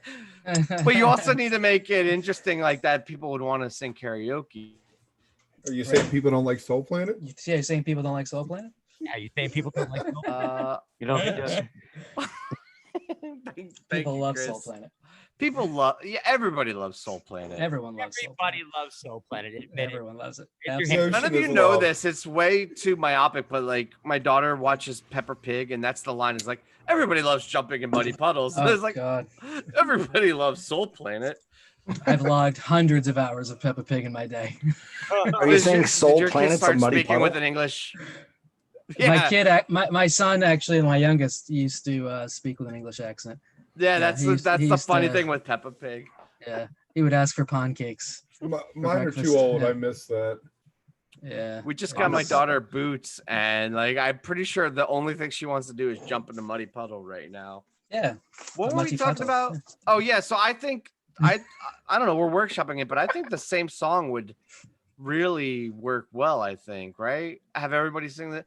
And I it think doesn't even that's have the to only be way to do it. singing. Make it fair, because somebody might say, I'm going to do grind all by myself in 4-part harmony, and somebody else is like, I'm going to do bouncing around the room, and people are like, well, this guy did grind. It might not sound as And then good, like but I'd be like the guy who's like, I'm doing David Bowie, and you're like, David Bowie. Yeah, I'm doing and then Take just the hang out and A-Train. come back. You're gonna do all the parts vocally.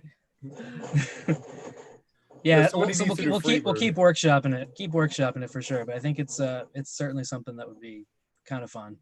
I And think we since- should definitely do something, but we'll workshop it. We'll figure something out, and stay tuned.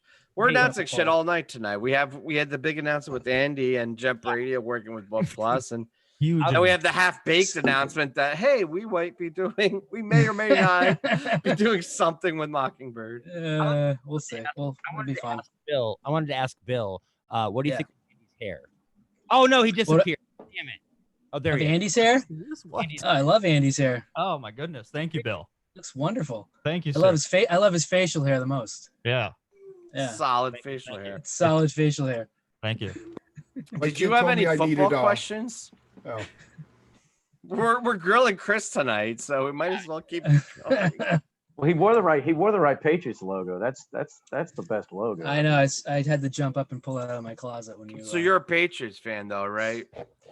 I grew up a Giants fan, actually. I was born in New Jersey. My dad was from New Jersey, but kind of a New Yorker. And Whereabouts? so I Do you grew mind up, me asking? I grew up in New Jersey as well. He grew up in Woodbridge, and I Oh, was nice. I was born in Freehold and lived in Jackson until I grew up in Point Pleasant, right by you guys. Look, I'm Okay. sorry, but Bill, if you like lean forward, just lean forward. I know it's just my head on a hot dog. Yeah, there it is. It's fantastic. Okay, I'm sorry. Go ahead. That's okay. That was visually pleasing. Worth the price to admit. So I grew up in New Jersey. Kind of, my dad was a Giants fan. We moved to Boston when I was 3.5 or so. Phil Sims time? But yeah, Phil Sims, Bavaro, Conky, like that team was my team. And they were always on TV too. It was always the Madden Summerall game every Sunday. And so definitely watched a lot of that team and was into them. I'm still a Giants fan too. So that those couple of Super Bowls you were talking about where They have the best logo. I was at that Super Bowl. They beat the Broncos at the Rose Bowl back in 88, 89, whatever that was. Giants Broncos. I was at that Super Bowl. Right now, Chris is thinking to himself, he's like, I had to pick one NFC East team, and I'm so glad I picked the Eagles. Because if I just spent 20 minutes ripping the Giants, this would have been a really awkward interview. That's okay. Nah, the Giants Can't don't take it too bother me. personally. Yeah, the Giants had Eli when Eli was good and took them. I mean, they had their moments. He gave They the had their Cowboys moments. a hard time, man. He gave the Cowboys Yeah. a real hard time. Yeah. I was never a big Eli fan, but Why not? They might be good this year. That offense might be good. Man.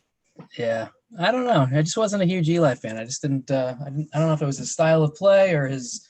I don't know his demeanor. He's a little. He's just always a little mopey to me. I never. Is it hard to root for somebody who looks like a goober? You guys said I look like him. You said I look just great. Nice, Llama. Wow, Llama. Wow, Llama. I'm gonna be quiet. Sorry. Do people ever say they're Jets fans that are from that same area? Oh, sure. There's Oh, a yeah. lot of Jets fans in New York, New Jersey.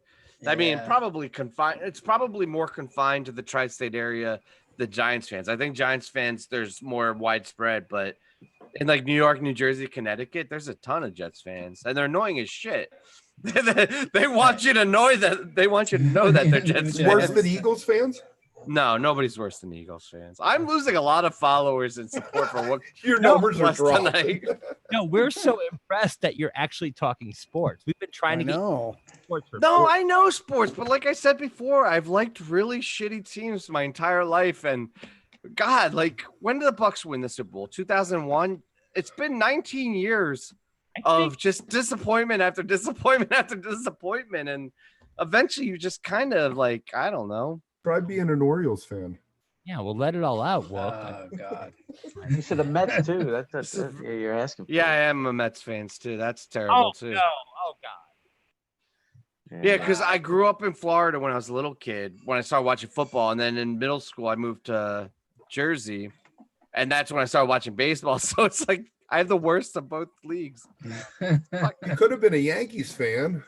No, if I was an Yankees fan, I'd be a dick, but I'd be really fucking happy. I'd have all sorts of pennants to brag about. Top 10 lot quote of all time. Man, but I would have been a dick. Would have been a dick. Oh boy. Anyway. We get all the Yankees and all the Boston people. Well, we did. There ain't no baseball this year, but they'd always come down to Camden Yards. And I loved them because they spent all kinds of money and they're like, fuck yeah. Except there were 70% Yankees fans at the stadium for an Orioles game. You know? Oh yeah. It's a nice park, though. Oh, Camden Yards is cool. Camden Yards is really nice. Great yard. I love how they built it into the city. Instead of tearing everything down and starting over, they kept the warehouse. And Yeah, it is a nice place. Great spot. Best traveling fan base in football, do you think, Chris, that you've seen at away stadiums? Maybe it Probably might be the Steelers. Packers, Steelers. Packers. Those are, and like I said, I went to that Super Bowl, and I love to count the like all the different jerseys. So like when we did the Bears, when we did the Bears Colts, the first Super Bowl I went to, it was like we saw like 25 different Bears jerseys, because they have so much history. Same thing with that Steelers and Packers Super Bowl. It was just like they have so many players and so much history in both those teams. But yeah, those travel really well. And then Cowboys fans, I don't really call them travelers, but they're just everywhere. They're everywhere. Yeah, I was thinking Cowboys too. And I think my age, because I was a kid in the 90s. So even though I grew up a Bucks fan, my second favorite team was the Aikman Smith Cowboys, right? Like, and so my age specifically, it's like, it's either your favorite team or it's your second team with the Cowboys. Cause I don't know, in the early 90s, I don't know any kid that didn't like the Cowboys. I feel like we were all Cowboy. Well, think they you loved them guys or are a little hated bit them, right? older, right? Yeah, it was like the Patriots definitely a either love 'em or Niners hate 'em. fan in that rivalry. Yeah. Yeah, but Jerry you're a Rice, little. fuck yeah, Jerry Rice was the shit. I feel like the Niners were more late 80s or like mid to late 80s. Steve Young was pretty good though, like in the. Oh early yeah, sure. All right, so there was a rivalry. Maybe not everybody, but the Cowboys definitely had a large share of American kids in the early 90s. Well, that's like just polarized. Well, that's my sweet spot. Yeah, I grew up in the '90s too, and that was my team. That the one you're talking about. But I think people it's like the Yankees, right? They either have everybody's got an opinion on them, right? They either love them or they hate them, or they're their backup team because they cheer for the Bucks in the '90s. You know? Right, you have a Vinny Testaverde Bucks jersey, and you're like, "Oh, this isn't gonna work." I'm probably gonna root for the Cowboys this year. Hey, didn't Vinny win a ring with the Cowboys though? He did in '93. That's right. He was the backup. Yeah. Aikman got hurt. He got concussed, and he had to come in. And you talk about the Niners. Yeah. Like, the Niners were really good that year. That was '93 season, and Testaverde had to come in and win the game. When they played at Texas Stadium in the NFC Championship. So, or no, he was on the Bucks too, by the way, in case you didn't know. It was Kozar. Yeah, I got to make my Miami quarterback. Miami quarterback. No, that was Kozar, not Testaverde. Testaverde did play for him though, but he did play for him though, and didn't. Yeah. We used to call him Inceptor Verdi. Inceptor Verdi? Yeah, well. That was my first jersey. Was a Creamsicle rookie year Testaverde jersey, and it was a disaster. He was in Dallas for, I think it was, he started like 03, 04, somewhere around there after Quincy Carter got axed. That's right. Mm-hmm. Kozar is the other one. Look at all this sports talk on the lot. I'm so proud of us. Hope I didn't belabor the NFL talk. Well, it is Dick's Sporting Goods Arena tonight, or Sporting Goods Park. Don't let Travis shoot me for saying it wrong. Should we talk soccer? We talk some soccer, the Rapids. Sure. What? I got nothing. I got nothing in soccer. I got nothing either. I'm coaching an 8-year-old team, a 7-year-old team that did it. Very nice. I coached soccer one year, and they were the Red Jello Crush, is what they named themselves, girls soccer, and we lost every game, but we won our first playoff game. So I was like, I won you one game. How do you say one thing in the regular season and then win a playoff game? Because everybody gets to play in the playoffs. They were like 9 years old. You don't screw some kid over and say sorry. You let everybody play in the playoffs. Nice. I will say one thing though about going to MLS games. They are quite an event. Like I've gone to a few LAFC games out here, and those fans, like they don't stop chanting the entire game. First of all, I mean it's almost like a Euro game. There's like drums and chants and flares and smoke. It's crazy. Like I was like, you'd never see this at an NFL stadium. Like it's not the same animal. It's crazy. I mean, the game is boring as hell, but the stands are crazy. Fans are nuts. They're they are not football, American football, but like soccer. But like soccer fans. Yeah, they're they're the craziest fans ever. And it's crazy. I mean, even I was shocked. I was like, wow, these people really get into these games. Like it was interesting. Just for the purposes of the chat, I want to throw out that Sporting Kansas City is a shitty fucking soccer team. Whoa! Just as a Minnesota United fan, I just got to throw that out there too. You know, really? But yeah.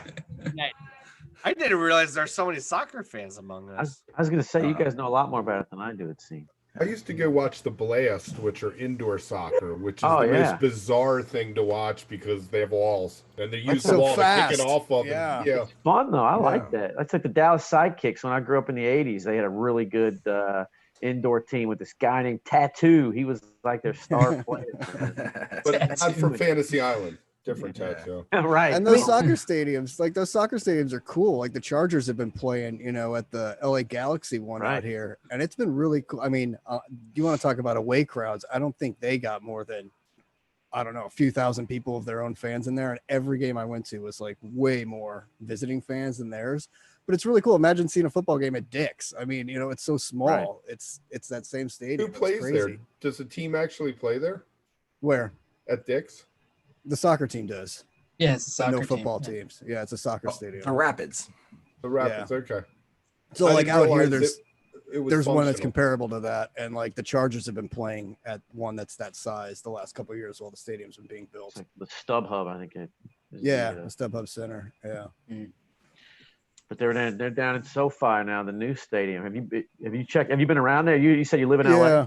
Yeah, I don't live too far from the Forum actually, and you can see it kind of from one of the other overpasses up here. And yeah, I mean it looks cool because they built it down into the ground so it doesn't build up. So it's like this, like when you see it on the horizon, it's like this weird little sleek thing that kind of looks like that. Yeah, and then the field goes down. it's kind of it looks really cool. I mean, who knows It's a when we'll actually great be able to idea, go, actually, but- though, to build it down. How are people reacting to having 2 football teams now after what? It's the second year or third year that you guys have had It's 2 like in the LA. third or fourth now, I think. I mean, it's the same thing with everybody was on the Rams because they were good, went to the Super Bowl, and like it was a big thing, and now they're kind of like back to whatever.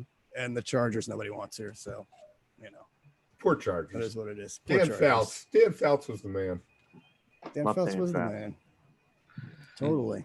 I have yeah. I have a question for Chris. Go ahead. If you could put the Chargers in any team other than LA or San Diego, like where do you think they would be really well at? What, any other city besides Any LA? other city? Or San Diego? Well, I still think of them as San Diego. You know, it's sort of like Right, it's hard for me to, you know, I still say it occasionally and have to catch myself, which I'm sure I'll do that with the Raiders, you know, all year long. Now that they're in Vegas, I'll forget that they're in Vegas. But yeah, you know, I always hate seeing the teams move. I always feel bad for the fans, you know, but it's tough. part of sports, you know, and so I miss them in San Diego a little bit, but you know, maybe they could make this new stadium, you know, make some new history there. That was the I'm sorry, that was the most Manning press conference. He kind of just worked his way around that one. It was like, I'm not going to say anything. Well, what they should have done was really San Diego should have gone to Vegas, and the Raiders either should have stayed up there or been the team to move back down here. Is what Well, it would was have a made big. sense. I mean, there was a big. There was a lot of moving parts, as they say. A lot of moving parts. Yeah. Yeah, I'm still bitter about the Colts leaving, and that was 41 years ago. So yeah, Right. it hurts when your team leaves. Yeah, but at least you got a new history to, you know, with the Ravens. Even coming better in. than the Colts have done, I'd say. So Right? Yeah, they're a good team, man. You know what kills me is that if you go to Indianapolis, they have like Johnny Unitas, you know, and stuff like that there, and I'm like, that's not your Colts, that's my Colts. Right. No, that's how like with, you know, and then they moved to Cleveland back, so you know, Cleveland's team came, and now you have their history, sort of, but not. You know, they made their own history. I had a shirt that said Baltimore Browns. We printed up shirts like right when we knew it was happening, and we were like the Baltimore Browns. People were like, "No, that's not the name." Right. I mean, it would be confusing if they had like, you know, Jim Brown outside of the stadium, but right, exactly. I think it's just Ray Lewis, right? That's the only statue I think they Ray have. Lewis, yeah, Flacco will probably get one, even though. And they might have a Johnny Unitas. They might have some. I think there is something about Johnny Unitas Yeah, there. I think there is. I mean, that is Baltimore's history. I mean, Sure. you know, Memorial Stadium and Johnny Unitas, and That's one of the Peyton pieces we did was that trophy that they won Super Bowl. What was that? Five. Super Bowl five. That trophy just sort of like disappeared, and so now it's actually in the basement of the Babe Ruth Birthplace Museum in Baltimore, which I did that shit. So I've been there. That's a neat place, by the way. that is a cool place. Yeah. And they have like a basement that has all this And that's where the trophy is. I never knew that. Yeah. That's great. One of the there's actually, it's one of the few trophies that they have like more than, I think there's like two or three made per win. That there's like one extra trophy from Super Bowl V. Yeah. That's crazy. That's cool. That's awesome. That's amazing. Bill. Yes, sir. So far, we've raised $0 for Water Wheel. Like we're all trying to match. Skoy donated $13, by the way. We all owe $13. Yes, Skoy. And that's a bummer, man. I'm Well, just gonna people might not announce it either. So, you know, if I give money to someplace, I don't like to tell anyone I did it. Yeah, we'll I see. will tell I'm sure somebody if it means it'll people all- are going to match. Yeah, it'll That's all true, that's true. it'll all shake out in the end. Andy, what's up? That's the whole point. Why wouldn't you tell anybody that you? I don't know. It's kind of like a humble brag, and I just am not into it. I don't know. Okay. Well, I'm going to give $100. So Right. I support. All right, the people Andy. I support the people I support. Well, no, last time we announced we were all giving money when Chip was on, but I mean, Yep. you know. yeah. Okay. All right. Well, you know what? I'll match 69 of Andy's $100. There we go. Boom. Everybody wins. Yeah, well, if we only come up with the 13 from Skoy, I'm gonna bump it up to 69, so you all have to match. So Well, I'm doing it anyway, so I There think you you should go. give Good answer. 5. Good What? answer. Oh, just for the record, Skoy didn't actually donate that, but now he is since I said it. I misread one of his Nice job. tweets. So there we go. Well, we have Should have said he. You should have said he donated $50 then. right. Yeah. Yes, yeah. I royally messed that up all the way. Yeah, now you owe Scoy $13. Brandon Hackett's throwing down 100 in the chat. So there you go. Oh, there you go. All right, so everybody's got to Brandon. throw down 69 now. So the elusive Brandon Hackett. We know he He was exists. on He was there yesterday. He came on late yesterday for a few minutes. Do you not remember that? I do. Wait, Brandon wasn't the one that bought the shoes. That was Kevin, right? That Brandon was Kevin, yeah. You say you guys had a 5-hour show yesterday or something like that? These guys did. They're out of 6 control. hours. Oh, yeah. 6 hours. We had about 10 people on at different times, so there was lots. It went quick. It definitely makes today feel like a Sunday show. You're like, oh, okay. I definitely have that feeling. Like, all right. Talk about this show some more. The problem was that people came on and were like, let's do shots. So I was like 1 tequila, 2 tequila, 1 Jägermeister, another Jägermeister. By the You were on the time hook. Dinner and a Movie came on, I was feeling no pain. Well, and now with Dinner and a Movie going to once a month, I mean, we kind of felt like it was an appropriate Dick's weekend. Luckily, we have Andy's show coming to Wook Plus, and we have some other great. We'll be announcing some other great shows for the fall lineup, but this show, as you guys are seeing it, is going to go to a monthly program for the foreseeable future until, yeah, I don't know. We might throw in a few. Like Goose is doing something in Massachusetts. Like, fuck it. Let's do a lot. It'll be fine. But for the foreseeable future, we're going to be going to a monthly program. We'll have other programs going, but this is a fun weekend, though. 6 hours. You guys are nuts, though. So Absolutely. right now, we're up to $361 donated to Mockingbird. There you go. All you had to do was get that push. Nice job, guys. Through Water Wheel. Through I put the link in the chat. I'm sorry. Yes, through Waterwell. I put the link in the top of the chat when we first started. So Kev, can you do me a favor and tweet that out too? Find some sort of the link or link, something. yeah, I'll find the link and tweet it out. What's it up to, Bill? What's Yeah, it up to it's- totals from Dinner and a Movie? What are the? It's like over 500,000, right? Like, Well, if you mean for this weekend or in just for total? the for Oh, since they started. I don't know those numbers. I don't know, but Oh, okay. they've done a lot for sure. Yeah. Right. Yeah, I think I just and saw we'll them find out post this an weekend. article of 500,000. I think so, somewhere around there. Yeah. Bill, Hey, Chris, Pretty Hey, Bill. impressive. Hey, you guys Bill. think that we will get back to normal sooner rather than later? What was Will that? we? Yeah, Bill. Do What I is think normal? How long do you think this is going to continue? Having to do dinner and a movie and not having live shows. I think actually I was just talking to a friend a couple hours ago about this, and we were saying I think you're going to probably see a lot more of these drive-in shows become the new normal for a little while. I think the fall, I think you're going to see some of that, and I think you're probably going to still see that into the spring. Mhm. I'm hoping that at least where I live, so I live in Massachusetts, and we've there's been some drive-in shows across the border in New Hampshire. And they've been pretty good. They've been fun. But I think that they're going to continue to improve on delivering that experience as time goes on, because they're going to have to. I think that's going to be the next. Yeah. I don't think we're going to flip a switch and start gathering at Right. Dick's again, or it's certainly not by the spring, but possibly next summer. I don't know. I mean, it's anyone's guess. I don't want to get too deep into projecting and predicting that, but I think I'll be happy if we can just see some. I mean, I remember the first drive-in show that I saw after this pandemic. I was like literally in tears. It was the craziest thing to see live music for the first time.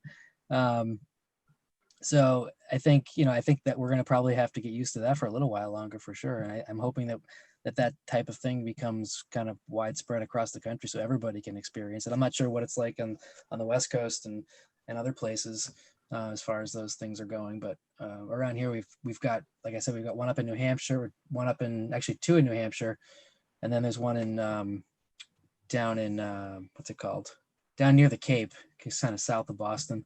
Who'd you There's see, another Bill? one. What drive-in show did you go to? I went and saw Neighbor. I don't know if you know Neighbor. Neighbor's Heard of them. Ricky from Pink Talking Fish. He plays keys for Pink Talking Fish. Mhm. And then he's got Lyle Brewer plays guitar with him. Lyle's played with Ryan Montbleu. And then he's got a couple other dudes that are just tremendous players. They're all really, really good players. And it started as kind of like a weekly side project for them. And they were just doing jams in Boston in Somerville, actually, a place called Thunder Road. And they just grew this rabid fan base very organically. And they did these drive-in shows up in New Hampshire and sold them all out in like 5 minutes. And their fans are just, it's really oddly reminiscent of kind of the early days of Phish with the fan base just adopting them and following them everywhere they go and buying tickets quickly. And they initially, like I said, started as kind of a side project for them all. And they tried to have a charitable focus with what they were doing. So they would raise money initially they were doing a lot of money for suicide prevention. And then I kind of, because I know them, kind of got together with them and they did some stuff for us as well for Mockingbird. But they're great. If you haven't heard them, check them out. They're awesome. No doubt that like Phish is definitely going to have to evolve and change the way that shows are done if there's going to be a future. Like, I don't see the days of everybody dancing around and bodily fluids flying everywhere, and it's just they're gonna have to change. I was scared. I'm not going without the bodily fluids, frankly. Yeah. What's the point if you don't have bodily fluids? I mean, so Chris, what about so the NFL? I mean, we've already seen how. Do you think it'll ever go back to how it was before? I mean, ever? Sure. Yeah.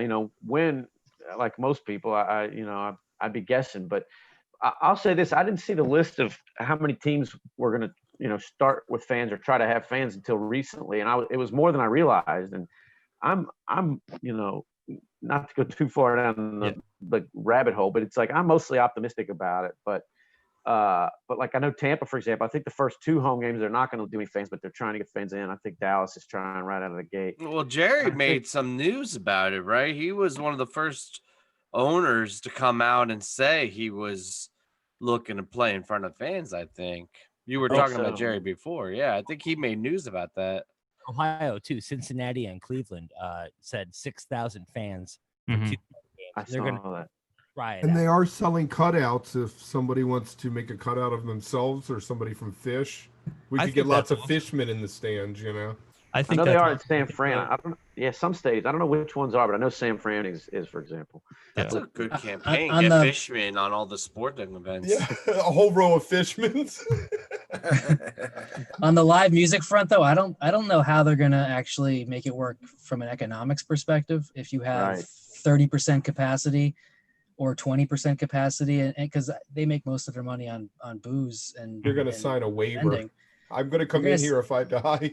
It's not on you. But they're still not going to go 100% capacity for a while, I don't think. Right. So I don't know how you can, with the exception of maybe some large artists that can foot the bill. I don't know how you're going to be able to pay someone their fee, sell 20% of the tickets and unless you're charging $500 a ticket. I don't know. Maybe Live still make the Nation money gets so desperate at this point because they've lost so much. I mean, every single venue now, right? Like they've lost 99% of their income. So maybe they'll get so desperate that they cut bands a break and they can make the low guest list, the lower percentage work. But I think they said they can make it a year and a half. A year and a half, yeah. So they might get desperate and say, "Hey, like, you could use our venue. Like, give us, like, we're gonna cut our cut down and charge $100 service fee though too." Yeah, I know. And then we end up with the poor independent stages, that don't have Live Nation's kind of money with them. Well, they're getting crushed. Yeah, I saw all those, all the photos and stuff from the live show last night and the drive-in show. Mm-hmm. I was like, how we're cooking out and shit. That looked fun. Looked awesome. I love this. No, but here's what I'm gonna say: is that at one time I was so jealous. Like I was like, oh my God, that looks fun. My cousin texted me. She's at some small bluegrass festival in Wisconsin in her hometown and having a good time. And I'm like, man, I'm so scared for everybody that goes there. I'm like so scared, you know. Well, I know Jersey. I think as of September 4th, they're starting to allow outdoor. I think some kind of gathering. They did the gyms, like there was these tiers, and the latest tier, I think there was some sort of gathering for music up to so many people or something. So we're inching toward it. We're getting there. The bodily fluids will flow again. The one thing I think that's interesting though is the buddy I was talking about earlier today. He was saying that the show he went to the other night, last night down in the south of Boston, they didn't have a PA system because I guess having a PA system changes the kind of criteria qualification from a small to a large size gathering. So everyone had to sit in their cars and listen through the local radio. Like a real feed. drive. Yeah. Like a real drive-in. And so, but they were depending on where you were sitting, he said you were hearing the kickback from the drums, you were hearing the monitor speakers, you were hearing other people's radios in their cars. That has to be an engineering nightmare. It was a really weird experience. Yeah. Where was that Humphrey show? That was in Illinois, wasn't it? The Humphrey show? But that was different. At Humphreys, I think people were outside their cars. Like right. This was Marcus. This was Marcus King I was talking about from last night. I love Marcus King. But I saw the Humphreys thing, and I was like, oh my God, it looks so much fun. Like, but I'm looking to go to the Goose Show in September, later this month, if Greg hooks me up. Greg, I know you're watching. It was what, like phasing, like every 20 rows you'd hear an echo almost because of the car radios. Is that what was ending up happening? I guess. Yeah. I mean, I think that you were hearing your own radio or hearing others' radios. I don't know if there was what do you call it in the industry, latency or a delay or whatever from the sound, but phasing. Kevin had it right. It's phasing. Phasing. Okay. Yep. But yeah, it was just it wasn't a PA driven single source kind of sound. But that was a pilot, that was the first time that they had tried something like that. And since it's widely accepted that things are never, at least not for the foreseeable future, going to be like how they used to be, people are going to create other ways to do this. We are going to adapt. We will see Phish again at some point live. Yeah. But I don't think it'll be like it was before, which is probably for the best. I don't want a bunch of bodily fluids all over me. To be honest, I've been couch touring for the last 2 years. Well, yeah, that's and then there's bodily fluids when I'm couch touring. So, hey, I'm gonna donate my $69 to Water Wheel right now. Yes. Andy, humble brag. Now we're That's at what you call 401. humble brag. Dude, we got Weekend Wook to tune into the NFL. Like, I think we found out more about Weekend Wook's NFL now. And he was quite on point. Yeah, I know what I'm talking about. I'm just depressed by it all. I mean, I'm a fucking Bucks fan, man. Like, come on, it's terrible. Chin up. You got reason to cheer this year. But I'm as a Bucks fan, I'm naturally skeptical of it. Wait, this has to go wrong. This just has to go wrong. Andy just dipped before we got to say goodbye to him. He's right around. There you are. All right. We got 4 minutes of showtime, guys. You want to go in? Yeah, I'm gonna play some music, and I don't know why this is what I had in my mind, but Chris.